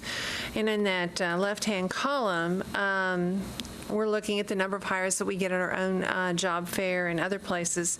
But if you look at the second data point there, we ask on the application why they were applying and if that starting salary had any impact on their decision to come in to MNPS, and 207 of them said it absolutely did, and some made some decisions to come to us because of that 40K. So thank you for that. Moving on, and I'll make one comment about communications and go back and answer any questions you may have about the beginning of school. But our district website, and this is a significant statistic, I think, had almost 1 million views for the month July 9th to August 9th. And I commend our customer service staff and people, Meredith and the whole department, who have built that district website to the place where it's getting a great deal of attention, and we're very, very pleased with that. You have an 8-day enrollment count. This is still a growing number. A lot of our kids don't come as early, but our 8th-day enrollment count puts us at 82,096 students. That's up a little over 1,000 students to date. We think that number will go up another 300 or 400 or 500 students, maybe more. And I appreciate Dr. Brannon, your comment about the enrollment centers. I'll give Fred Carr left. There he is back there. I'll give Fred Carr total credit for that. That's not the right thing to do, is it, Fred? There are a lot of people that were involved in developing those enrollment centers, but we had over 9,000 enrollees come to those enrollment centers and have had really good feedback from the concept. I think Fred debriefed with the principals last week, and we think we have some improvements to make. It didn't work the first time as smoothly as it will next time, but we think that's very positive for our families and being able to enroll our kids. I need to ask someone, and I don't have this statistic, but one of the concerns that we've had is 7th grade immunization. And we still have a large number of our students who did not receive that required 7th grade immunization. I heard we were just a little over 50% a couple of days ago. Jay, do you have any update on that, or Fred, do you? Okay. That's a concern, and I say it now because I didn't get that statistic, but parents, if you have 7th graders who haven't received their immunizations, they have to go home. And we've really got to get the word out on that very quickly. Student nutrition, so to give you a little sense of the scope of the work, there are 47,571 students in our district on the meal benefits program. That's free and reduced price lunch. We have processed over 5,000 applications, are being processed now, and these are the two statistics that I picked up from data that food service provided us. The first week of school, we served 95,500 breakfasts and 223,360 lunches. Transportation, we have 483 total routes in our district, and they're all being driven on time. We need substitute bus drivers, though. We're still recruiting substitutes, and we're using some supervisory staff to staff all the buses at this time. We have purchased 5,250 computers this summer. They're mostly in the schools. Credit to John Williams and his staff for getting these things processed and out. And just in the last day or two, we've received information that some state funding for technology has been approved, and we're getting ready to purchase another 3,000 computers in the district and to get them online. We're very pleased with that. And I asked Chris to prepare a facilities update for you, so Chris, I'll turn it over to you now. Thank you, Dr. Register. And this is one of those years where we don't actually have any new schools or major renovation projects that are opening this year. If you remember last year and in previous years, I've provided a slideshow, pretty pictures of new schools, new classrooms, renovated buildings, et cetera. Even with the fact that we didn't have new schools or major renovation projects opening this year, we had a lot of summer work going on in the facilities area. And as you know, the summer is about 9 weeks, and so we've got a pretty short window to do a lot of things in the summer, and I thought I would just go through a listing of some of those just to give you a general idea, and stopped when I got to the bottom of the page. The first, we relocated Jolton Middle School to the Haynes Middle School building, which required work to construct administrative spaces and guidance counseling spaces for Jolton Middle at the Haynes Middle building. We relocated Rose Park Middle School to the Johnson building. The Baxter ALC was relocated to the Brick Church, which was the old Brick Church building. The Brick Church ALC required a lot of work from our maintenance department. That building had not been used by us for several years, and so a lot of work was put into the Brick Church ALC building to bring it to where it needs to be, and it's working very well. 66 portables were relocated over the summer. We reopened the indoor swimming pool at Pearl Cone High School. New stadium lights at Hillwood, Pearl Cone, and Antioch High Schools. We built out new space for the Academy at Hickory Hollow, which we are leasing the space from Nashville State Community College, but we took care of building out the new space, which is a very good space. A new library at Wright Middle School. New windows at the center section of Hume Fogg High School. They look wonderful, look great. The expansion of the driveway and parking area at Julia Green Elementary School. New security entry vestibules at several of our schools. Ongoing renovations at Antioch Middle School and at Norman Binkley Elementary School, where those students and staff will be staying within their buildings while the building is being renovated. And then just a large number of summer maintenance projects. 6,654 work orders were completed and closed during that 9-week period. And just to give some examples of kinds of things that were completed: carpet and floor tile replacement, painting with 9,877 gallons of paint used over the summer. Have those kinds of statistics on every one of these, but I won't give them to you at this point. Replacement of light fixtures with more energy efficient electronic ballasts and T8 bulbs. Replacement of ceiling tile, replacement of sinks, faucets, and toilets, replacement of cooling towers and HVAC units, sanding and recoating of gym floors, parking lot striping, bleacher repair, and installation and repair of fencing. All of that work is done by our maintenance department during the summer. Our maintenance department is also involved in a number of the smaller construction projects. But just to give you an update on the facilities work that occurred during the summer. Square feet of buildings, I believe. Correct. Okay, thanks, Chris. We'll be glad to entertain any questions about opening of school. It's been, just let me summarize by saying it's been without closing or opening a lot of new schools, it's been a very smooth start this year. We feel like a very quiet start, and a lot of people said it seems like we've been in for a long time right out of the bat. So it's been I think, a very good start, and a lot of people in this room and a lot of people in the schools get credit for that. Any questions? I think we're good. Okay. Paul? Jay, you want to come up with him? District accountability.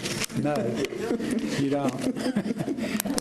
We've received the state testing information's coming out in stages this year, and we still don't have all of it. But we have received our accountability status as a district, and Paul's going to address that. And then Paul also is going to address some of the questions that different board members have raised about the testing program and testing accountability in the district. So, Paul, I'll turn it over to you. Dr. Steele to join me when we get to those questions. Okay. Okay, you should have information in front of you that has state accountability and assessment update. I'm going to briefly review where we are to date with regard to our data. And some of this information has been released publicly already, but we're going to get into a little more depth tonight. This is, again, the second year of our current accountability system as we moved away from No Child Left Behind last year. We made significant gains in math, and we'll see the data in just a minute, but the reading language arts scores, and that's K through 8 as well as high school, were generally flat with a few exceptions. Overall, and I'll just say that those patterns that we're seeing are pretty consistent with what the statewide results show. Significant gains in math statewide with flat reading score and changes. The majority of our targets were met. We have 11 annual measurable objectives, which include various achievement test measures and graduation rate. Graduation rate, again, has a one-year lag in terms of reporting, so that would be the 2012 rate. We're required to hit a majority of our targets for all students. Some of those we hit the actual AMO or target, which is generally in the 3 to 4 percentage point improvement range. Some we met through the safe harbor component, which is value added. And the value added data is not public yet in terms of releasing specific numbers, but we can make general statements to that. We did see one of the big issues that limited the number of districts across the state from getting into intermediate exemplary status was whether all of their subgroups were moving up in the majority of measures. And that's where we avoided any obstacles or landmines in terms of the accountability system, that we did see all of our subgroups moving up. And the final result, and we'll see more on this in a few minutes, is that we did fall into the intermediate status category. And just a little over a quarter of the districts in Tennessee fell into either exemplary or intermediate status. The other 73% were in need of improvement, mostly for specific subgroups. With regard to the actual data, we have a 4-year trend here that shows our patterns from 2010, which was the first year under the new state standards that were adopted in Tennessee. And we don't see typically dramatic improvement in a single year. What you're seeing in some cases is steady progress over time for math and for science. But we have again, reading scores in 3 through 8, we actually lost 1 percentage point last year after going up 6 percentage points over the previous 2 years. High school end of course exams, these are our English scores, English 1, English 2, and last year in 2012 we added the English 3 assessment. We did make improvement over a 3-year period in English 1 of 8 percentage points, but only a couple of percentage points last year. We've been pretty flat in English 2 across the 4 years. We did make a 4 percentage point increase in English 3, but that is the most difficult and most challenging test at this time. On the math and science, Algebra 1 scores have steadily increased, and we saw a big jump, 9 percentage points last year. We also saw a big jump in the second year of administering the Algebra 2 exam, a 7 percentage point increase, and as well a big improvement in biology going up 9 percentage points. That's based on all students, the results we've seen thus far. I have some subgroup data for 3 through 8. We'll look at reading first and then math. And what we see in reading is that we're pretty flat across subgroups for from 2012 to 2013. After generally making some progress the previous 3-year period, we flattened out, and it's pretty steady across those subgroups. You do have a subgroup or two that lost a percentage point or two. Pattern is different in mathematics, and we did see every subgroup move up in 2013 across their subgroups. And again, we have all of our racial subgroups. We have economically disadvantaged, our free reduced lunch students, our students with disabilities, the SWD, and then our English learners, which also includes our transition students within the first 2 years after receiving services. And these do include all of our alternative assessments, the MOS assessment, and the TCAP alt portfolio, although those numbers on those alternative assessments are limited in terms of what percentage can count as proficient.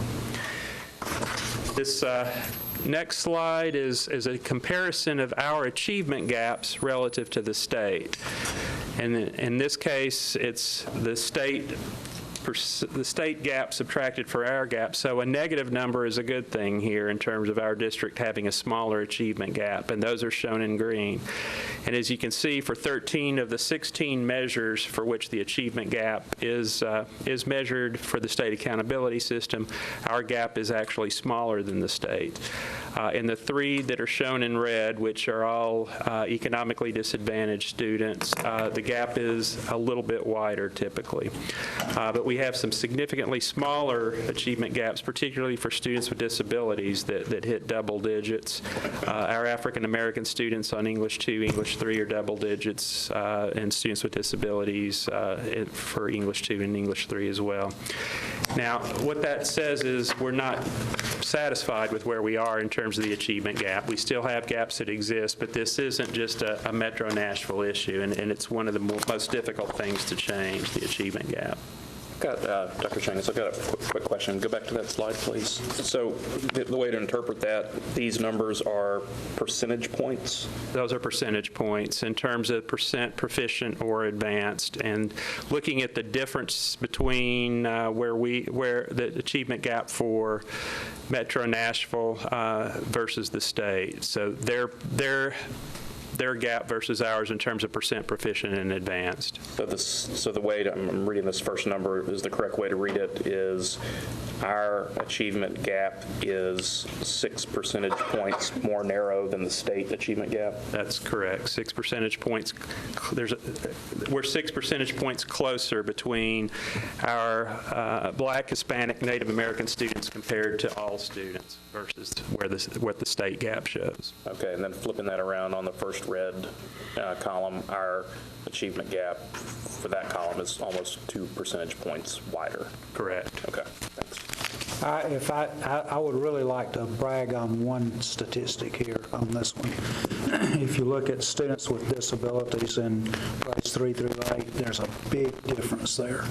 And we've commended our exceptional ed teachers, students with disabilities, for showing a much narrower achievement gap here than state as a whole. And one thing I'll say is, we're in intermediate status, and we're not in exemplary status because of the achievement gap issues that continue to exist in terms of closing the gap. But for us to maintain intermediate status versus falling into a need of improvement, the key in this accountability system is for all subgroups to move up, for the most part. And so even though we see these gaps that are persistent, what we're seeing is our comparison group, our non-disadvantaged students are moving up as well as our disadvantaged. So if we're going to have an achievement gap, we want it to be because we're at least moving in the right direction and not closing it the wrong way by lowering our comparison group. So the sum effect is, for the last 2 years under the new accountability system, we are in intermediate status. That's after several years of being in corrective action or restructuring under NCLB, where we were in the bottom category in one of the few school districts in that category statewide. The actual numbers of districts over the last 2 years in those categories you see in red in this slide. And the number reaching exemplary intermediate status declined quite a bit in 2013, and that is primarily because of what we saw with regard to reading scores being flat And typically, that was the subject that got certain subgroups in trouble. And a lot of school districts across the state did struggle with students with disabilities, and that was a frequent issue in terms of their status. Now, as I said, this status includes our safe harbor component. Before I get into the assessment changes on the next slide, I do want to say a key for us is that value-added safe harbor component, and that is about all students. Ms. Spearing earlier talked about the issue of bubble kids, and that's something, when I was in graduate school many years ago, we talked about whether a test was valid or not. We don't talk about that anymore. We talk about whether a test is used appropriately or not. That's the validity of a test. It's how we use the data. And there are unintended consequences sometimes in terms of how we use those results. On Thursday, we shared some of this data with our principals, and one of the comments that I made was that every one of our students right now is a bubble kid. Every one of these students has the opportunity to get to the next achievement level. We don't want to restrict our focus to just getting from below basic or basic to proficient. Every child can help us with regard to that value added. Our academic performance framework, which we will be updating over the next month, does look at growth from proficient to advanced as well as going from basic to proficient, but it also looks at going from below basic to basic. So it's got to be steady improvement for all students. With regard to the changes, we covered several of these earlier tonight, but the Stanford Achievement Test is indeed gone for this year, and that would have been administered in grades K through 2. We are offering the Discovery Education Assessment, or DEA, benchmark tests in grade 2, but they're optional. That's up to the school. They do have to have some kind of interim benchmark. Those were not mandated a few years ago, and we actually added, we started in grade 3 with the mandate, but we added grade 2 at the request of principals who wanted some kind of measure at grade 2. So we anticipate, based on the feedback we've had, that quite a few will continue to use those. We are dropping the nonsense word section of DIBELS, as I mentioned earlier. We will be, I know, looking at the time involved in all of these assessments, not just these, but everything that we're doing. But I will mention that DIBELS currently, each assessment for K through 2 ranges anywhere from 3 to 8 minutes per student. And with the current measures we're giving, and those are up to 3 times a year on the benchmark assessments. They're in 3rd and 4th grade, they're 11-minute assessments. 5 of those are group administered. We're adding TCAP writing at several grade levels this year. It's mandated at grades 5, 8, and 11. We'll be adding grades 3, 4, 6, 7, and 10 as well. And these are online administration. They're going to take up to 2 hours, will be administered in February. These are tied to Common Core curriculum and are kind of our dress rehearsal in terms of online assessments a year prior to the PARC assessments to see if we're prepared across the district in terms of having the online capability. Things went smoothly last spring for the 3 grade levels that were tested online. Those are not high-stakes tests. They don't factor into student or teacher accountability. And then there's a constructed response assessment, which is, again, another Common Core assessment that helps prepare us for PARC. And it was administered last year in 3 through 8. We've added the high school subjects, but we are not going to be testing a summative assessment at the end of the year, unlike last year where we did have a summative assessment. So we're going from 3 assessments to 2 assessments. And those assessments last 1 hour in grades 3 through 8 per student and 75 minutes at the high school level. But those are the changes in terms of the testing calendar for this year. So I will entertain questions and ask Leadership and Learning to assist with as we go. Questions? Ms. Spearing. Thank you, Paul. One of my questions is in terms of the reading, which is, I guess, the third sheet. What do you attribute the drop? You said it was a drop across the state in reading achievement. Yeah, it's, again, anything I attribute is somewhat speculation at this point. We don't know anything definite. And I will say that one concern we've had in terms of the reading scores, and they were generally flat across grade levels statewide. The transition to Common Core assessment, we think, is part of that.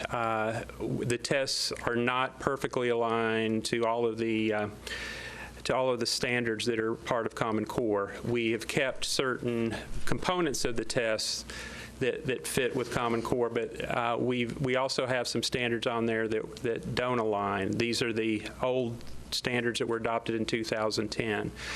There is an issue of focus, and Dr. Register and Jay may want to talk about that, but when you're assessing on one set of standards that aren't perfectly aligned to the curriculum, there is a concern that they're not as sensitive to the changes that are occurring. That's one theory, and that's all it is at this point, a theory. I know we're getting ready to roll out the K-12 Comprehensive Literacy Program, which is, I suspect, is going to make a tremendous difference for our scores in reading. And I don't know when that's going to be rolled out. I don't know if you can speak to that. Thank you.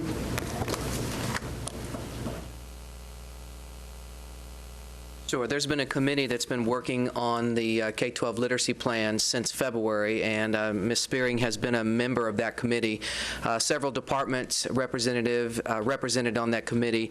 We have unveiled the K-6 plan on Monday to executive staff, and it's a work in progress. It's never going to be a complete document. It's always going to be a living and breathing document. But we're very pleased with the way it's shaping up. It'll be sent to the principals this week, and then on Monday is the first training of our elementary coaches at the Martin Center on components of the plan. The plan is built around, and Dr. Tammy Lipsey is here also. I might call her Dr. Tammy Literacy. About her lately. Tammy's been leading this committee, and it's been, she's our director of literacy, and she has been living and breathing this plan the last months. But it's built in 5 key areas of focus, which is outlining what curriculum looks like, instruction should look like, what the assessments look like, also professional development and the interventions. And also as part of that plan, Dr. Critchlow is leading the RTI committee that will be formulating our RTI plan this year. And then Jill Flaherty and Dave Holden are working with Dr. Lipsey on the 7 through 12 plan, which will be unveiled probably within the next 2 months. But we do feel that this plan is very prescriptive and very detailed in the approach of what a reading classroom should look like at the elementary level. It does focus on balanced literacy, on the how to do balanced literacy with fidelity, and we have high hopes that it will address the reading scores that we're seeing, the flat lines. Mm-hmm. Thank you. And my second question has to do with the CRA, the Constructive Response Assessment.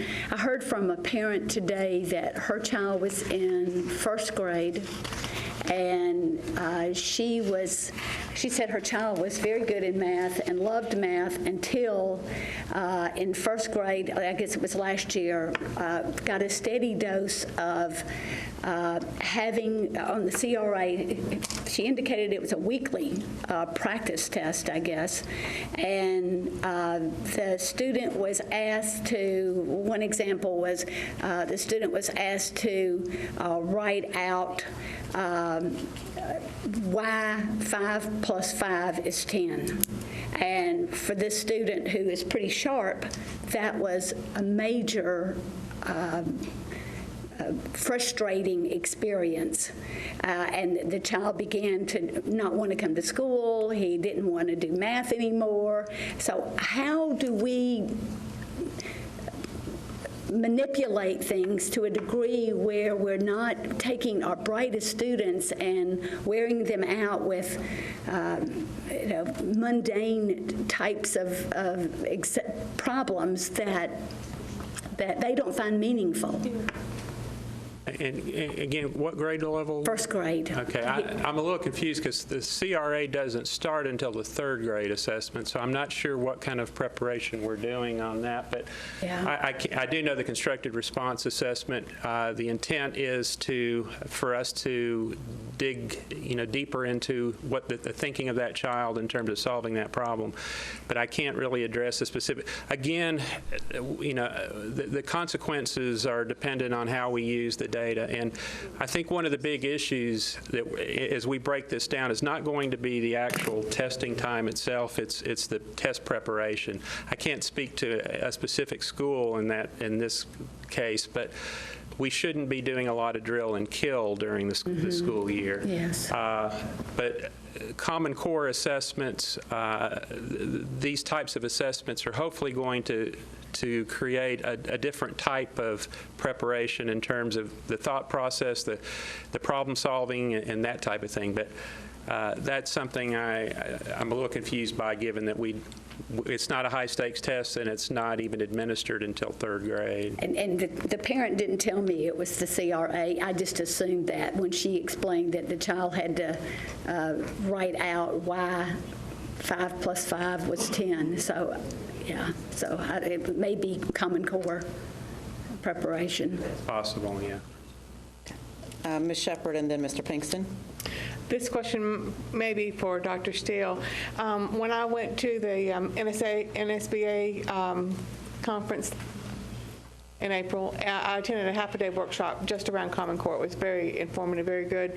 So I think I know the answer to this question, but the new literacy plans that you are rolling out, it ties to the Common Core instruction then? Yes, absolutely. The plan at every grade level is aligned with Common Core standards. The Common Core standards are in the plan.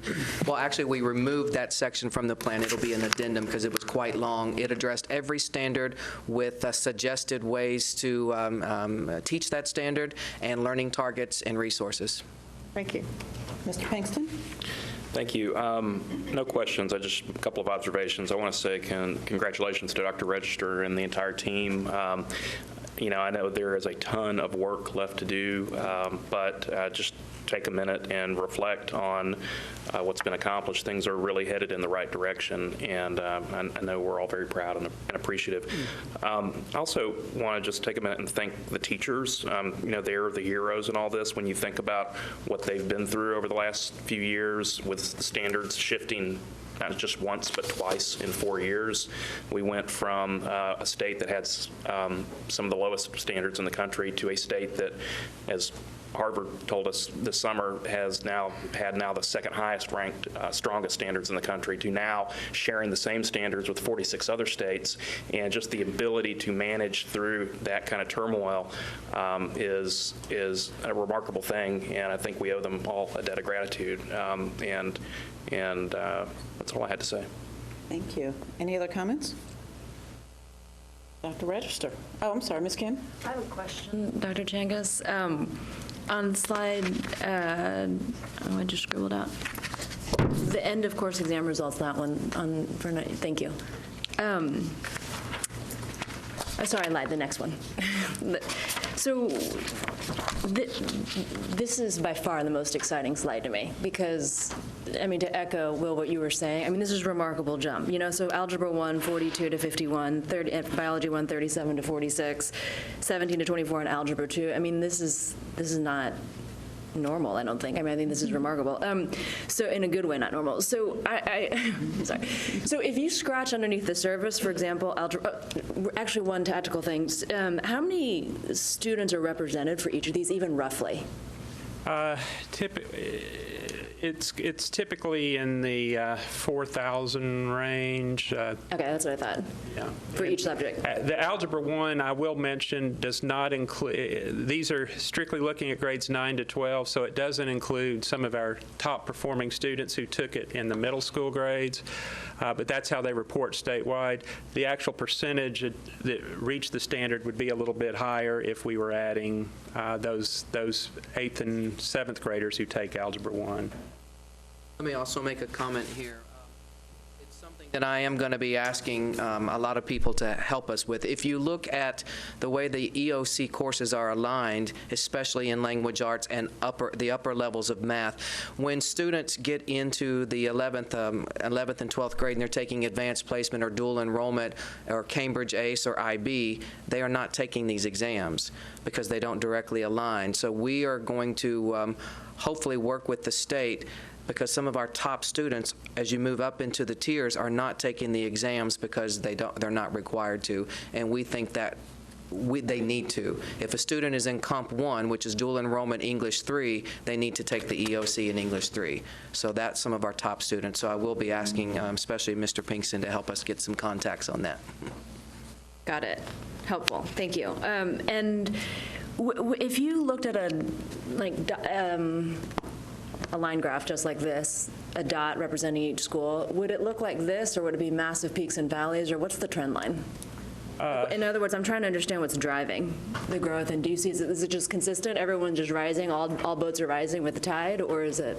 I think the majority are rising. When we're talking about the math scores here, the algebra scores, they're pretty consistently going up, not all to the same magnitude, obviously. There are a few exceptions, but, and I'll be honest, we focused a lot more so far on the district level reporting, and are just now, the school level data has been a little later in coming, the accountability data, and it's also been embargoed. So right now, we're still sorting some of that out, but the general trend has been, most schools are making significant growth. And the reason I ask is because these leaps are so extraordinary for particularly these two subjects, Algebra 1 and Biology 1, that it would be a fascinating work session to get the folks in this room to just hear directly from them, what did they do? And because when we look to our previous meeting on our goals and what we approved earlier, when we think about our own trend line and the kinds of progress, or the kind of progress we need to make year over year, like it's pretty, we don't have to make leaps that big. Although now you set a bar, Dr. Register. Competency, getting punished. And so it does make me wonder then, okay, how are we going to actually keep driving that growth? And what is the secret to their success? I think it would be...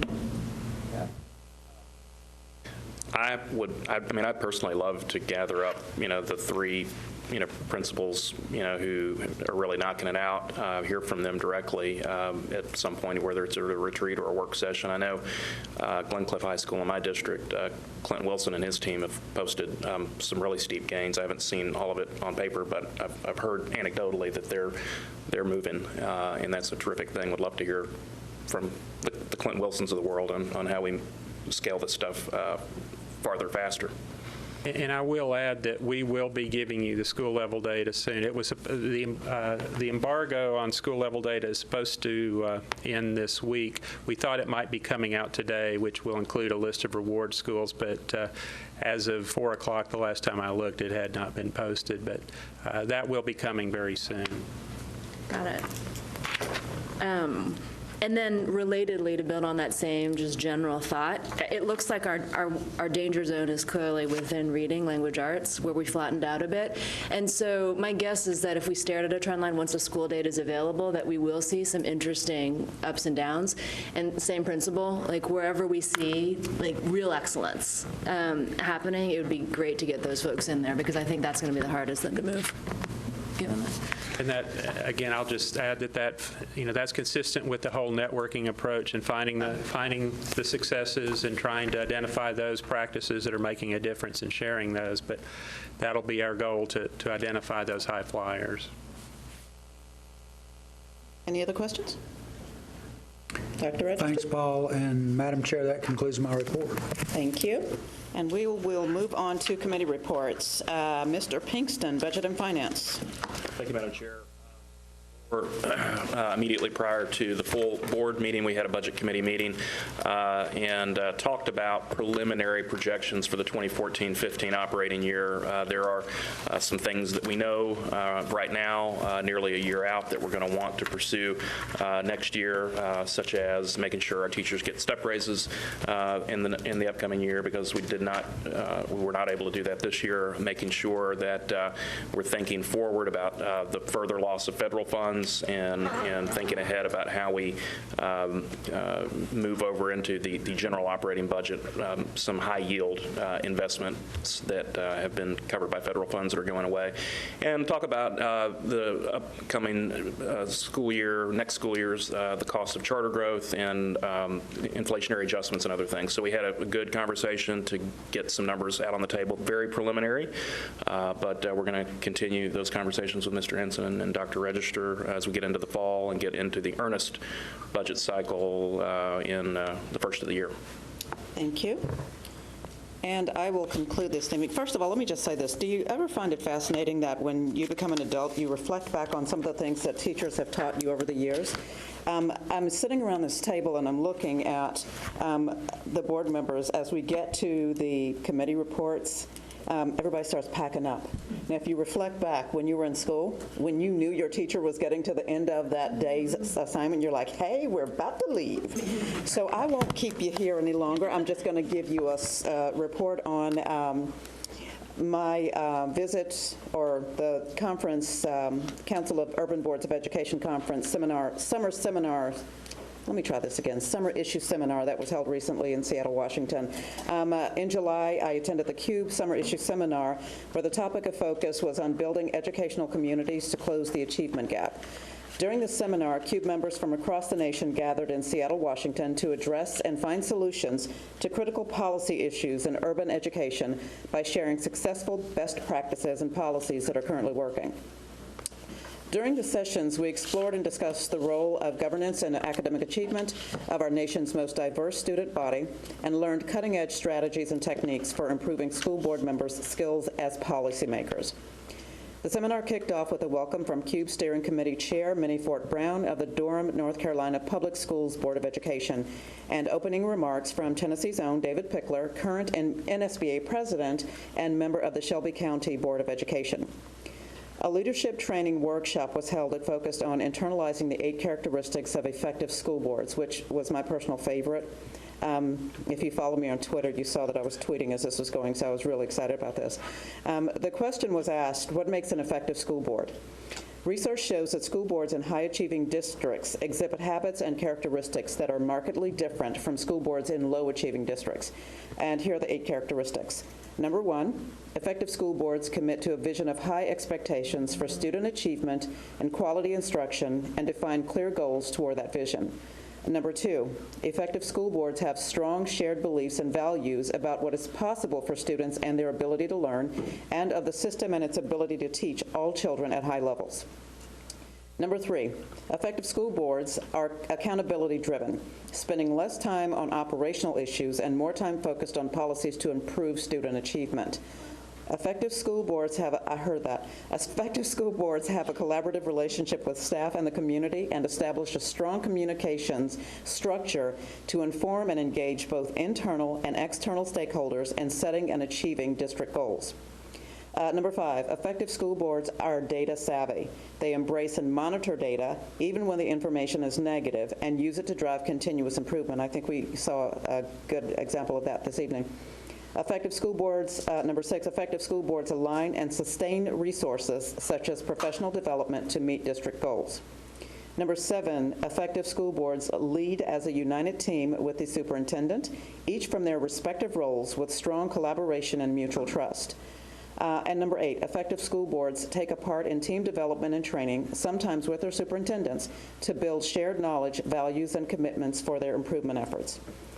The seminar continued with presentations from several experts in the education field on various topics of interest, which included Dr. Tom Stradicus, Dean and Professor of the College of Education at the University of Washington, Ainsley Rudolpho, Executive Director of Programs and Partnerships at New York City's Department of Education, Carla Santorno, Superintendent of the Tacoma Public Schools,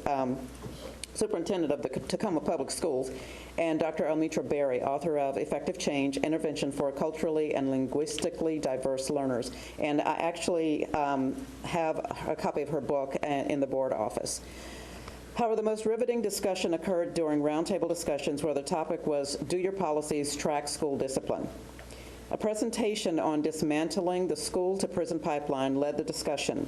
School board members discussed in detail their opinions on the correlation between academic achievement, disciplinary actions, and suspensions of students of color, students with disabilities, and the sexual preferences of students. In some districts, these students are being disproportionately subjected to harsher disciplines. Data shows that the likelihood of Caucasian students being suspended at least once is 1 in 20, while the rate for Latino students is 1 in 14, Native American students is 1 in 13, and African American students is 1 in 6. Likewise, the likelihood of African American students with disabilities being suspended is 1 in 4. Students have actually been arrested for offenses such as throwing a temper tantrum or having a rap song as a cell phone ringtone.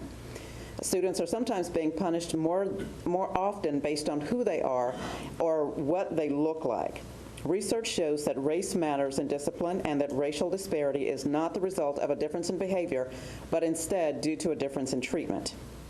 While the MNPS Diversity Management Plan addresses the benefits of learning in diverse settings and outlines goals and objectives on managing and growing diverse student population, there is still more to be done. So the question remains, how do school board districts effect change that result in more fair and equal treatment of all the children we serve? We do that by continuing to enact policies that directly address the issues. Some ideas to consider come from safetyqualityschools.org and are as follows. Collecting and analyzing and monitoring quantitative and qualitative school discipline and climate data, including demographic subgroups. Explicitly addressing racial and other disparities in discipline. Providing training for teachers on classroom management training, implicit bias, and cultural competence. Support and fund alternatives that keep students in school and on track academically, and foster meaningful relationships between students and adults in school. And one I think that's most important is listen to and collaborate with students and parents. Overall, the message of the CUBE Summer Sessions seminar reminded school board members that we must continue to work with stakeholders to develop and implement policies and programs that ensure that all students we serve are provided the opportunity to receive a quality education regardless of race, ethnicity, gender, or socioeconomic background. And that concludes my report, the board chair's report. Now, before I turn it over to Ms. Froh, because I know you're all ready to go, there's two things I'd like to say. If you have work session topics, please send them to Ms. Visha Hawkins ASAP, and we'll get those scheduled. And for our new board members, as of tonight, you are no longer new board members, you are vets. You have been on this board for a year, and you have kicked butt and taken names, and you've done an awesome job. We have had a very difficult year. And pat yourselves on the back, you deserve it. We've had a very difficult year, and you guys have weathered the storm tremendously, and I thank you from the bottom of my heart. And having said that, Ms. Froh. There being no further business, this meeting is adjourned.